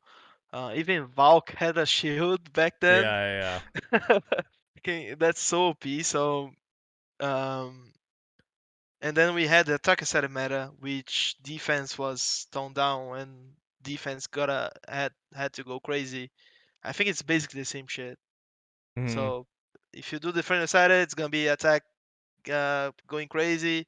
Defenders attacker sided, defense going crazy. That's basically it. But in the end, I think the game is attacker sided from theory. If you put only the chess pieces, Yeah, I do too. I I do think the have game this. is Yeah, defenders attacker sided because the like the attacks gets masterized and the defense can't do shit. It's so easy to like I do. when you I have think the that. game is attack too. Yeah. Yeah, most of the maps are like today. I kind of have a theory, at least like coming out of the Berlin major, and obviously metas change. But I kind of have a theory that NA in particular on defense just doesn't understand the meta that well. Like I felt like playing or even watching like the EU teams or the LATAM teams, not necessarily as much APAC, no offense to them, but yeah. But like I felt like their defenses, like the way they played defenses a lot, or at least, was much better than NA. Because like, you know, Sonics, for instance, we're the best attacking team in NA in terms of like statistics or whatever. But we couldn't fucking attack half the teams there. Like we couldn't even get in the map on some of them. Whereas like in NA, I almost feel like somewhat like you're overrated on attack because the teams in NA are not as good on defense. So then like if you go to these international events, they're playing better defense and all of a sudden your attacks don't work because they're just better on defense because NA's not playing defense how the other Yeah, regions are. Does that like do you think that's like kind of true? I feel like we just on defense don't have the like we don't understand the meta as much as the other regions are a little bit. I I already said like a couple times in Twitter. I think the game has like three possibilities coming to the round. It's either 5v5 execute, 5v4 Mhm. open kill, or 3v3. Like teams in EU and Latam, they they do it. So usually, I think NA loves 5v5s and 5v4s, for Yeah. example. They love doing to go through how to execute, and they love doing defenses with layers to waste time and then have a 5v5 execute. The default in Latam and EU is 3v3. So they do mini plays around the first minute and shit to do a 3v3 and then force a 3v3 because the 3v3 execute is harder Right. for an Exactly. Yeah. attack. On some cases are not. There's lots of 3-man plants, 3-man execute. So, but most of the time, 3v3s are defense decided. So that's why it's a default there. Like they play more aggro. I think that's the reason why. That's basically it. I think like I agree with what you said. Is like I think NA, and we'll see what stage 3 looks like because I assume it's probably gonna be more Teams are aggro playing and much more. Yeah, yeah. 3v3s are default here in NA right now. So this is not more So I'm common. curious to see how like that works because in my opinion, some of the NA teams in terms of like gun skill are way better than some of the other teams. So like Yeah. playing that super aggro style, I feel like is not going to be possible for some of the teams. Like I feel like they just get like shit on trying to play like that, to be honest. Yeah, But I that's do true. but I do feel like NA has, like you said, with that layered style, that was what NA thought was playing aggressive. I feel like because in like your mind in NA, I feel like it's always been if we start aggressive, if we start here and here, we're playing aggressive. But these people aren't playing to die; they're playing to be aggressive and then run away. Yeah. The difference is like you play EU and LATAM. These motherfuckers who start here, you're killing them if you want this. Like they're trying to trade this down, and that's Because they exactly know how all you the said. Yeah, positions of the attack and they do counting and then they do a 2v1 or 3v2 on the attack where it's like weaker, and then they force it. Always like a gunfight that is like winnable. yeah. Uh, I'm very curious to see what NA looks like. Because Sonics don't scrum pro teams, so I couldn't really speak to what some of the teams look like, but I am very curious to see what NA aggressiveness is going to look like from some of the teams because I just can't see, just knowing how some of the teams like have always played, they're like speeds. I can't see them like being very like playing that very well. Takes time. Takes time. Yeah, it takes time, or they just are too slow. They can't do it because I feel like Yeah. I honestly feel like about half the teams play like way too slow. And if they can all of a sudden like ramp that up, sure, but like I got to see Dark Zero try to play fast and run around the map. Oh, I think they actually do play pretty aggro sometimes these I think they days. have the ability to. I don't think they do it very often. I think they're like Yeah, it's inconsistent not their with it. default. It's not their default, but I I think it think they're makes them yeah. I think they can do it, but personally I think it makes them uncomfortable to do it. So like if you're not if you're forcing yourself to play a style that's going to make you uncomfortable, it's just not just towards CZ. I'm sure it's other people. Astralis, for example. Astralis loves Like that. Yeah. I feel like you're making yourself uncomfortable. You're not playing your best. You're like trying to force something to work, which I guess we're gonna see. It starts in 4 days. NAL. I guess we're gonna see how that's working for teams. Yeah. Aggression, planned aggression actually, like it's a thing that it's very hard to predict Hmm. and put on the chess A mats. lot of it's 50-50. It just comes down to who wins the fight. A lot of Yeah, yeah, lots of the time, yeah. But I like doing it when it's winnable, Mhm. when the gamble is on our side. So that's like my way of thought. So every time I come up with like a 3v3s, it's always because of something I saw on a scrim.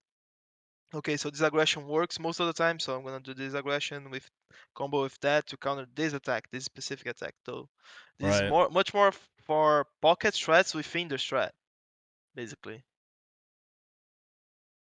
going into NAL Stage 3 here, which for those who are listening or even watching right now, it begins in, well, this will be posted tomorrow morning on the 10th, so it'll be starting in 3 days.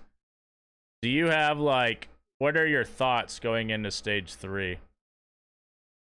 Like, do you have, you know, any predictions in terms of who's going to be top 4, who's not going to be top 4, teams that are going to be improved or not? Do you have any predictions in that regard? Um, I hate giving predictions because I feel like best of ones are so random. Like Yeah. could go either way. Like that last season that we had, like we were like 2 points behind the first place and 1 point Hmm. behind the ninth place. Do you think that the NAL will be that close again, or do you think a couple of teams are going to either separate themselves or fall off a little bit? I think since we had lots of changes, I think some teams will struggle Yeah. more than last season. Being the first season is kind of a mess because being on the first season with a new team, it's kind of a mess. I actually lived through that, and I know it's very fucking hard. I Hmm. think we played stage 1 with 5 maps because we had no time. We had no time to Yeah. make a 6 map. We only had a 6 map for the major on stage 1. So I know it's pretty fucking hard to make to put everyone on the good rows to be on par to win a game. So I think a lot of teams will struggle and some teams will thrive. Let's see who will know. Yeah, Um, I'm very interested because, like you said, obviously our team made 2 changes, yeah, and and I said in like announcement video, like, if we do good, if we're like a top 4 team, great. Like, obviously, I think that we have the talent to be, but it's not to me necessarily something that I'm expecting like immediately, because it does take time to, you know, also depending on the roles you're changing, but like it does take time for people to learn how to play together, to play off each other, to learn maps or strats, because, you know, just because we're plugging in, like, maybe you'd say better players doesn't mean that they play the same or that they play maps the same, right? Like, all that chemistry is gone, you have to rebuild it. So it's like you never know, like, maybe some teams just are immediately like crazy, and some teams yeah, they that struggle, happens. or even it never works out. Like, I would say potentially like the SSG roster they had really never clicked for them, and obviously now they've made changes, and we'll see how that works for them. But like, it's There's a an risk to example make like these Rogue. changes. Rogue they picked up Spoit and Kento and they Hmm. won the major. So Right. for in regards to your roster, I think coming before, like this is before I knew that you were gonna get dropped and sit. I always thought that you guys needed 2 changes, and you guys made the 2 changes I thought you guys had to make. I Yeah. think uh, I think you had to be coach with Goddess. I think I already told you on Twitter. Because I feel like you are very good at making strats, and I think you're still gonna help them, probably. A Um, little bit. yeah. So and the 2 changes you guys made, I think it was very solid in my opinion. Gunner played really well with PB under the Spirit system, the MVP system. Um, and Geo obviously is a world champion, so I think it was good, solid pickups. Let's see if it's gonna bring the Rogue um, the same magic the Rogue have had, you know. Yeah, for me, like, I think most people know I wanted to quit after Invitational. Uh like, I just don't like the game that much anymore. Like, I don't like playing it. Um but like, I was asked to stay on, and then obviously for me in particular, I felt like I was hard to replace, just in the just just for what I did for the team. I felt like I was hard to replace. So I didn't want to just like I was not going to just pick up anybody for my spot. Like, I don't think I was good anymore. Um I think that I think I was able to make contributions in the game primarily through calling and stuff like that that won us rounds or games, but like skill wise, I felt like I was like horrible. And somehow I ended up doing like pretty decent in NAL even like to close out the season. But The that last maybe stage, says, yeah, you played well. Yeah. but that even maybe says how ass the other people are, that I'm like fucking 500 years old, like still doing like okay. But yeah, like The role changes you made was crucial for you to be like better, at least on defense. I think yeah, you made some changes. You played like Canadian DZ, like putting on aggro I would never positions to be that die. ass. But like putting yourself on a position to die, it's a smart choice, in my opinion, because if you die, it doesn't matter. So Right. that was a good change for you guys, and that's why I think you guys went to the major. Yeah, I think. I mean, obviously for us, with Xander, we didn't intend to drop Xander. Like that wasn't something that, like personally, it was something that I would have considered after the year, depending on how stage 3 went. But we going into stage 3, I was definitely not planning to replace Xander. Because obviously he had really good chemistry with the team, even if he was struggling like a little bit statistically for the basically this year. I thought that like the things he did were still important in some areas, but then I also thought like at times he honestly kind of cost it a little bit. Um, and everybody likes Xander, like he's a really good teammate. So that wasn't something that we were really thinking of doing until TSM decided to drop Geo. And then like immediately it's like Okay, yeah. okay, like it kind of like it almost lines up perfectly because Geo could just replace me, but he's better than me obviously. Like I would say considerably skill-wise better than me. And then Gunnar could replace Yeti, and Gunnar obviously is coming off like a really good season where I would say he is probably better than Xander in that regard. So like it kind of just lined up. But yeah, for us, it was only intended to be one roster change, but like I said, kind of alluded to before, I'm the general manager of the organization now for every team. Not Xander's friend. That's I'm the No, Xander's yeah, Xander's friend, friend on but like life, not professionally. You at gotta the end of the day, like separate. I'll fucking, if you're my best friend, I'll still slit your throat for a better player. Like it's just what's gonna happen. I care about winning more than I care about you, unfortunately. Yeah. But I'm a savage like that. I think the same. I think the same, Seth. I think you're right. Yeah. So, I mean, was there anything else you wanted to kind of touch on, or do you feel like we kind of talked about everything you really wanted to, or you know? I haven't talked about XSET. Oh, Like, okay. Well, let's get to XSET then. You know, I forgot. I didn't realize we kind of glossed over them. Let's get to it. okay, so coming to the stage one.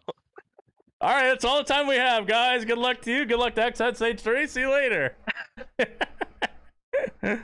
So coming to stage one, obviously I was not in a good spot, and I had to make teamwork.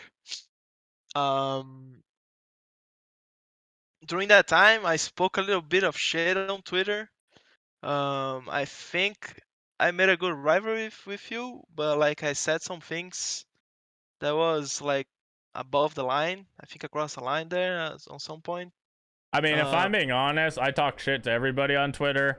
I never, like, I think you know this now, but maybe you didn't at the time. I don't yeah, actually, like, I don't care. Like, I'm yeah, just doing it so people will tweet about it or whatever. Like, me personally, I don't dislike anybody. Like, any beef I have with people on Twitter, outside of Alamo, I fucking hate that guy. But any other, like, anybody else that I've, like, that I, like, beef with on Twitter, it's literally for like fan interactions and stuff like that. yeah, But I don't think, obviously you didn't know me like that, so you probably thought this was like this fucking guy like yeah. No, I kind of knew of you. I was just not in a good spot yeah. mentally. I was just not in a good spot because of how I left MIBR. So, because of that, I'm sorry for that. because I said some things that I I shouldn't. I'm gonna be But honest with like, you. I don't even remember what you said. That's how yeah, personally I took it. I don't So even know too. So, but like, I'm just saying sorry for that. plus, We I think you obviously. ended up being right. I think you were like, "We'll beat you" or whatever, and you did. So you don't need to apologize for being right, only for being wrong. Oh yeah, yeah. um, Coming to stage one, bro, we worked so fucking much. So we had like double screams every single day. We had to make new strats from the start. And I never did that in my life because on MIBI it was the construction of like it was the whole process, from the fucking start, Yeah, on the PS4 to like go into Pro League. So the strats were made on a process. In here, I had to make good fucking world class strats in 1 month for 5, 6 maps. So we it was kind of chaotic, I could say, because I was basically depressed and uh, I had I had to make new strats, um, get to know everyone, and help yeah. You have to everyone make to be better. strats with. Yeah, I mean it. Thinking about it, you had to make strats with people you haven't worked with before, who you didn't know that well. So you didn't even know like what they were really good or bad at. That like Yeah, that's like constant. You're probably constantly like changing strats and stuff to like accommodate the players like that. Like at the time, you didn't know that Kino could only play one operator, and now you no, do. that I knew. But I discovered some new ops after everyone started banning smoke. So I Yeah, know that there's Alibi Kino, there's Frost Kino, there's lots of. he does it all. Yeah, he does it all. uh, so it was a very hard season for me. Basically, this guy's crazy. Uh,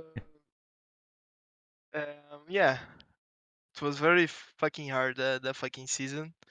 Um, and then we got premiated with a major.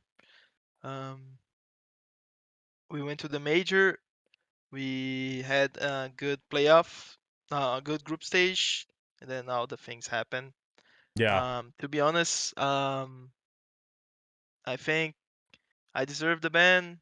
I'm gonna do the ban until the next year. Hmm. I'm not gonna talk trash about anything that happened with Liquid.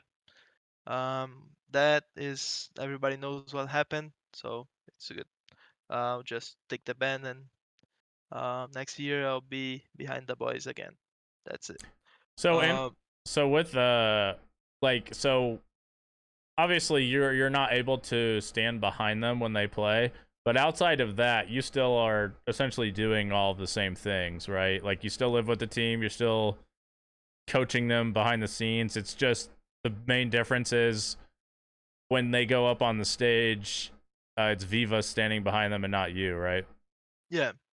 And one good thing is that Vivas is basically my yin and yang, and he Hmm. thinks the fucking same as me, and he would do the fucking timeouts at the same time as I would. So, don't think anything changed besides my trash talk during the game. He's, I Hmm. think, a little bit more quiet than me. Uh, but I saw at the major he screaming at Bibu a lot, so I think he has a genes. He's got beef with Bibu. I really seen are you screaming now, Bibu? On the match against Wolves. So um yeah, coming to after the ban, I wanted to retire because okay, this fucking dog shit game that got banned. Hmm. I just want to move on with my life. But then Marco gave me the confidence to continue. He wanted to keep me on the project, winning uh, no like no actual fine for it. Everything I Were was you just worried that you would potentially get fired because of that? yeah, yeah, of Yeah. course I was because the thing was serious. But like he gave me the confidence that I could stay, and nothing was gonna change. But I needed some time for me, some time to Hmm. think of everything that happened, to recover. So I took the whole off season after the major. by myself. I didn't went to scrim with the boys. I didn't even show up for scrims. I literally showed up one day before the SSG game, which was the first game. Mm-hmm. So our off season was really bad. We didn't made new strats for stage 2, and so we kind of evolved during the season. We had to make new strats during the season, and I think that's one of the reasons why we had such a good showing at the major, because You we were had like a in your peak form by the time the major came around in a way. yeah, because we didn't have time to put new strats up for the stage 2, so we played Mm-hmm. the old XSET stage 1 during the whole split. Um, and then we qualified on the last game against OXG, and then we had a full month to work new maps, work new strats, and prepare for the major. So that's where we actually took um, the like new we everything that we did for the major worked a lot, like very much, like everything that was working on point, every single strat. We were in a very good phase, like gun wise and strat wise, I think. And I think that's why we got top 4 there. We only lost to the champions again. Mm-hmm. Um, in my opinion, it was a really close match. The game was ours. In my opinion, the second match should be ours because we steamrolled them on their map. It Yeah. was Bank, and then Chalet. Coming to Chalet. So Chalet is my preferred map of all time. I love playing Chalet. I know everything about Chalet. Um, so we had the strats put up and we knew how to play Chalet. And in my opinion, we were much better than Rogue. But there were some crucial rounds that we started throwing, and Rogue is a fucking team of momentum. When they start going rounds, winning rounds, top rounds, clutch rounds, they get on and they, Yeah. like they started doing mini plays on the beginning, forcing 3v3s on the we were 4-3 on attack half, 4-3. So we only had to win like three attacks on Chalet. So that's pretty fucking easy, right? But no. That's what So you we had think. we Not had against EU defense. So not against fucking Spoiled of a drone echo on his feet or like a Valk every Yeah. time. So Rogue was doing literally strats like that.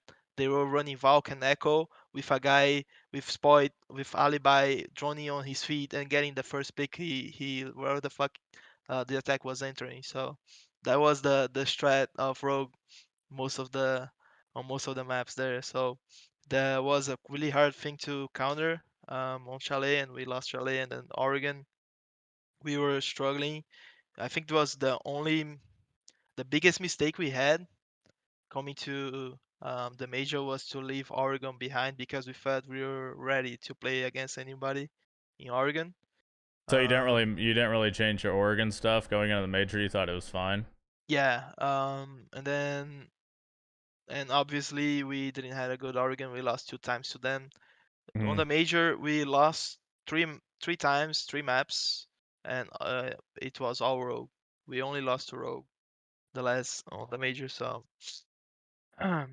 it was the only team that tried that played differently that we couldn't counter. So um, it was definitely a good experience for us, and I hope for the future we can bring a trophy out.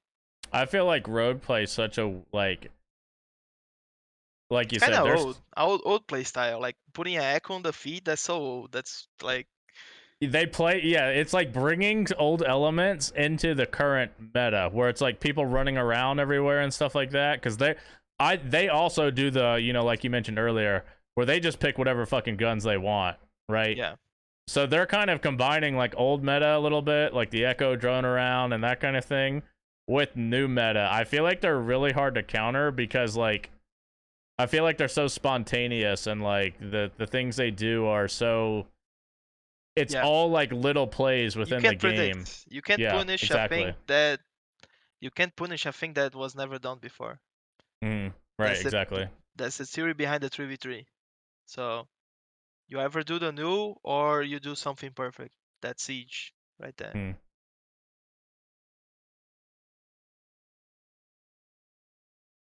So coming out of the Berlin Major now, obviously that's to where we are right now. I think you guys are pretty much solidified basically for invite. Yeah, you're number 1 overall in invite points. So like you guys are gonna go to invite, obviously. Yeah. Going into stage 3, is the goal now? Are you like, is the way you're approaching this, you're trying to start perfecting things so like you're just getting everything ready, expanding maps, whatever it may be, so like invite comes around, you play all the maps, you like, you know, that kind of thing? Or is it now like you want to win this next major, like you want to be top 4 again, you want to get this next major and win it because you guys were, you know, so close to doing it? Um, I want my fucking trophy. Yeah. That's it. That's that's basically why I'm still here.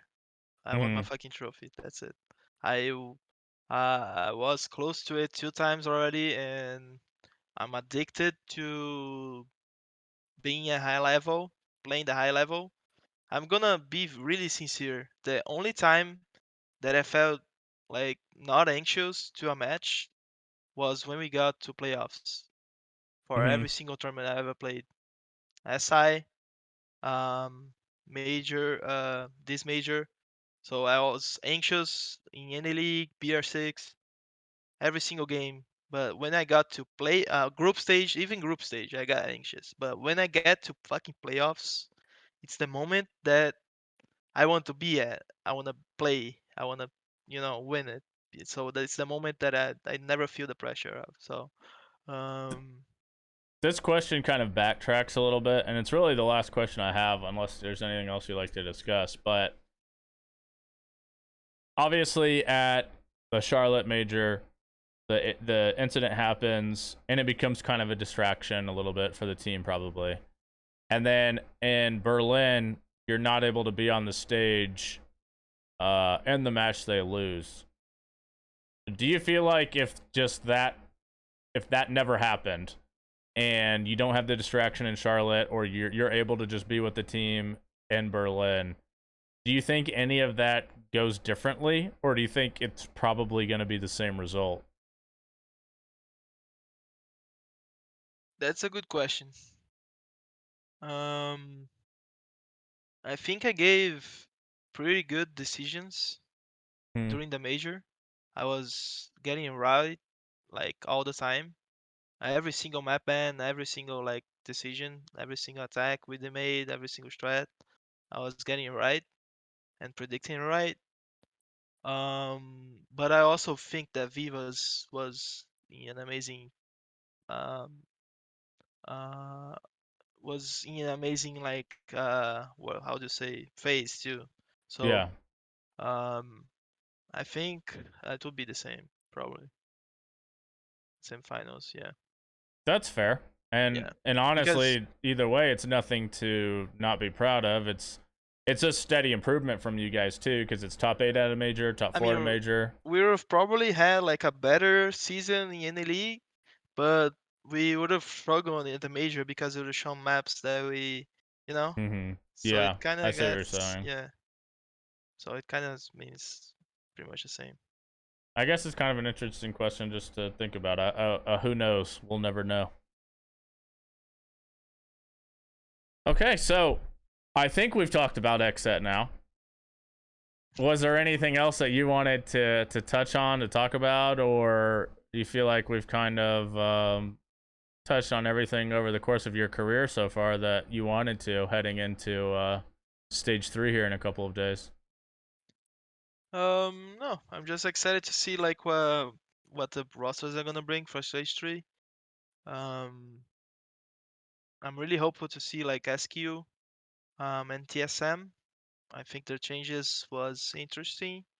Um, What do you think about the? if I'm actually curious about that. What do you think about the TSM changes? Because obviously, I know a lot of people have maybe raised some eyebrows at the players they picked up because the players they dropped are obviously like, I mean, Gio's literally a legend and Chell is obviously like a great player. What do you think about the changes for TSM? Are you kind of like you're waiting to see, you don't really know what to think, or how do you feel about them? So every time like a winning team, a world champion team tries to pick up two kids, I never say anything Mm, because I feel like if they treat the kids right, they're gonna be a world champion again. Like they're gonna be like a world champion team again, right. probably. So if they feel like they picked up like two kids that they think they should, and if they can teach them how to play properly comp, it's gonna be probably good. Did you have any thoughts on, or were you even familiar with Gasher or Snake before they were picked up? So I watched Snake on the Gamers 8. I think Hmm. he did alright. Yeah, he did pretty well Um, there. and Gasher, I just don't know. I never saw him play. Yeah, for me personally, I thought Snake has been somebody who I thought had a good reputation as like a talented player, but he's kind of been a little bit toxic. You might chalk that up to immaturity because I know Snake is like 18 or around there. So maybe he was a little, or 19. So he was, did some immature things. Playing with more experienced players is gonna probably help that. Yeah. Gasher to me is like, when I heard they were picking up Gasher, I was honestly like in disbelief because Gasher to me for a long time. Now Gasher, last stage he did win Challenger League. He was first place Challenger League, and he had a really good stage. But prior to that, he was like almost a little bit of a meme in CL. Like I feel like people didn't take Gasher seriously. I don't think he was really thought of as like a potential pro league player. So that, and I'm not saying that he's not, right? Like, because like you said, when you have world champion players on your team, when you have world champion roster, they're able to know, like, you would think that they probably have a pretty good idea of, like, who good players are, right? Like, Yeah. you would think they would know. So I'm really interested to see Gasher in Pro League. Because, personally, I never saw the Pro League potential. But as right as I usually am, sometimes I'm not. And now I gotta wait and see what's going on here, because that's like, Who knows? Like this yeah. meta, anything can happen. And I think last question, honestly, unless there's something else, but do you think that if TSM would have picked up Yardi instead of Gasher? What? No, listen. If TSM picked up Yardi instead of Gasher, do you think TSM would have lost another game? Or do they go undefeated? I think they would have won the Gamers 8 With Yardi? with Yari. Yeah. Yeah. Yeah, I think they would have Do won. you Yari actually plants a lot, bro. I think he did fine for a Beast Coast, in my opinion. Do you think it was a mistake for? I mean, he kind of got himself dropped, but do you think that they should have probably kept him over another player on their roster, or two, or three, or four? Um, Or do they I need a think roster reset a little bit? yeah, I think they needed a roster reset. They should have definitely kept Sweater, but obviously, the player that wanted to join Oxy probably. Mm. Um, And I think they got paid a buttload of money for him. yeah. So, I think they should have picked up like if they didn't. So if they couldn't drop like three players, which they couldn't, That I would exactly. have I kept. personally thought you keep Surf and Sweater and bring in 3 new players. Yeah, exactly. Yeah, but Yeah. if you can't drop three players, then you gotta. I think you should have kept Drip, in my opinion. You should Yeah, have Drip dropped the over two. Slash and Anthony in that situation. Yeah, probably. Or and yeah, Slash or Anthony, So who from because he was already uh playing well for his role, in my opinion. I think the thing with Drip is that it's more than his in-game performance. Like, he had a bad stage 2, but again, like, on his role, maybe not like terrible, like you could live with it. I think the thing with Drip was like, I don't feel like they thought he was a good like presence for the team, if that makes sense. Because personally, I've never played with Yardy, but you know Yardy. I personally could never team with him because I just could never take anything seriously. Like, you know, there's just something I would just never be able to take it serious. Like, I could not take Yardy seriously. But I mean, like, every team he went actually in Pro League didn't win 10th place. So besides XSET, so I think there's something behind him. He always chose the right players to be So on do his you team. think? You know, So do he you think knows that? who's good. Do you That's a think good you'll thing be for him. dropping Kino for Yardy? Kino for Yari? Yeah, definitely. Kino throws a lot. Okay. Kino So is actually since we joined XSET, there's a stat from Pedro. He's on scrims, he's minus 400. So he's me in matches, Yeah. but not as smart. Yep. Exactly. He It's a decent player. if you see the things he does on scrims, nah, you would have Well, died. I saw him post a clip Yeah. of you guys scrimming Mirage, and he was trying to run out the garage, and then they were running in the garage. That was a gameplay Getting play. 7-0, getting 7-0, Chalet. Well, I mean, that's the least shocking part of it. You were scrimming Mirage, to be fair. Okay, I actually have to ask you a question because I heard a rumor here. And if you're not allowed to answer it, okay.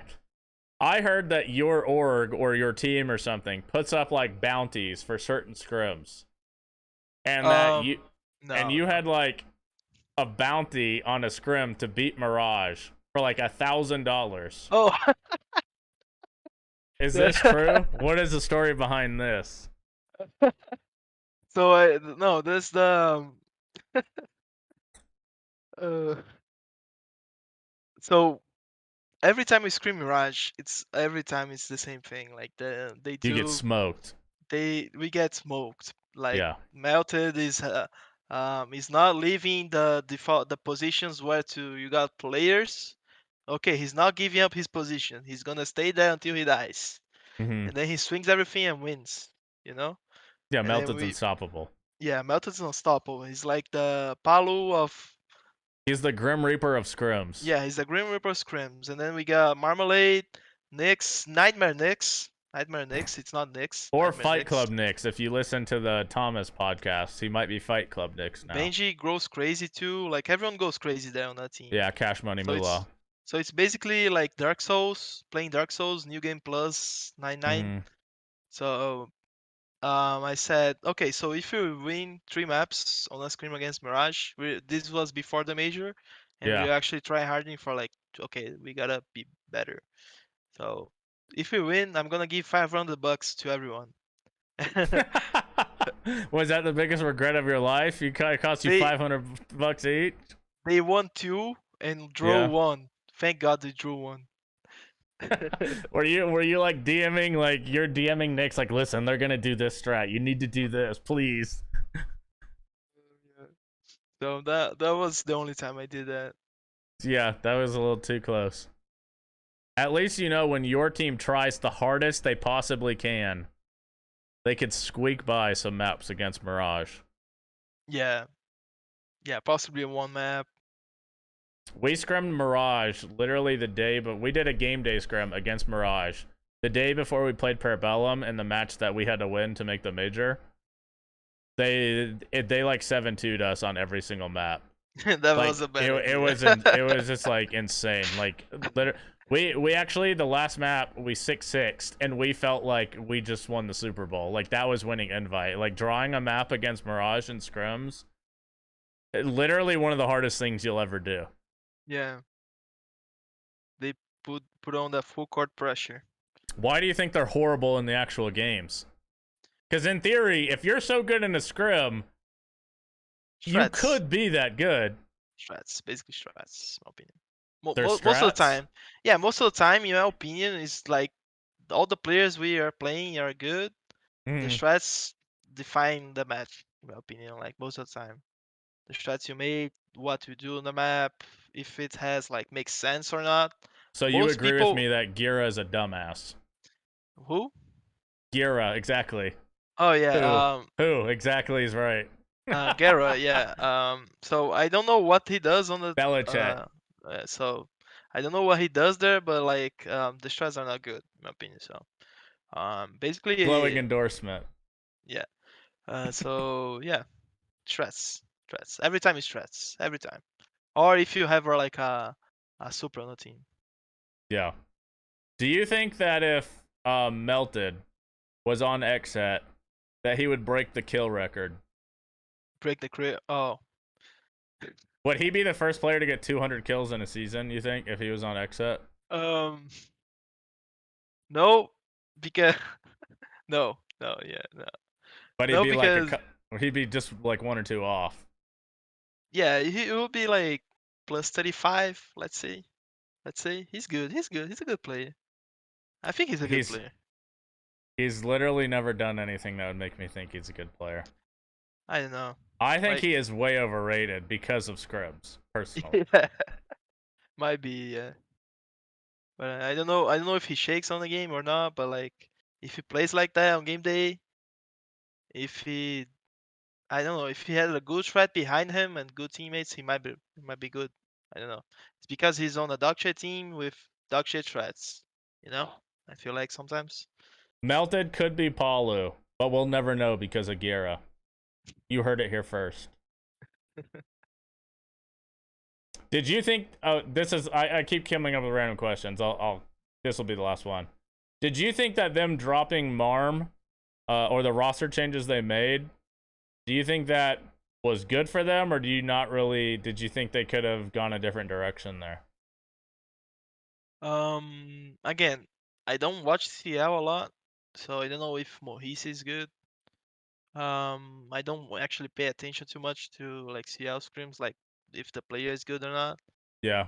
Um, so I don't know Mohis a lot, but I actually know Dexter, so he's been he played CL in our house, so I know how he plays, and I think he's PL ready and should bring a good structure to the team, I guess. And Mohis, I guess he's IGL, so I wouldn't say I think that's a skill good thing because wise, his team was fucking horrible.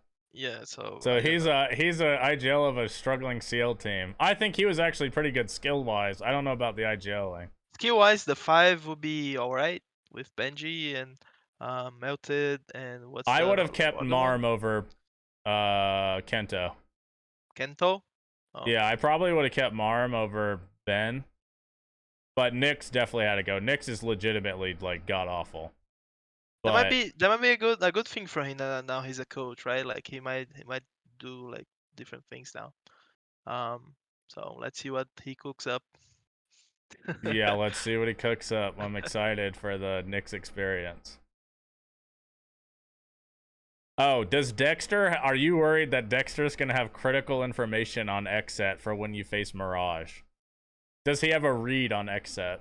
So I just said to Dexter, okay, Dexter, pick the map. You can pick the map right now. You're gonna play, and you can prepare for the whole fucking month if you want. The whole season you get to prepare for this one game. So yeah, you can pick the map for us. I don't need to do the map video. You can just choose, and we can play. Okay, You're all a little right. confident, you might say. Yeah, just saying that to Dexter. Okay. Well, we're a little over 2 hours. I think we're finally at the end of it. Unless we need you, do we need to go back? Do we need to go forward? Any other things you need to touch on? No. If no, anybody has any questions like on the chat, I can simply say. Only if you wanna. No, I think Yeah, we're okay. very good. So then, thank you, Budega, for joining me. I think this was very insightful into your career, into your thought process, into Siege. Um, and I will be back next weekend. I'm not sure with who yet, but we shall see.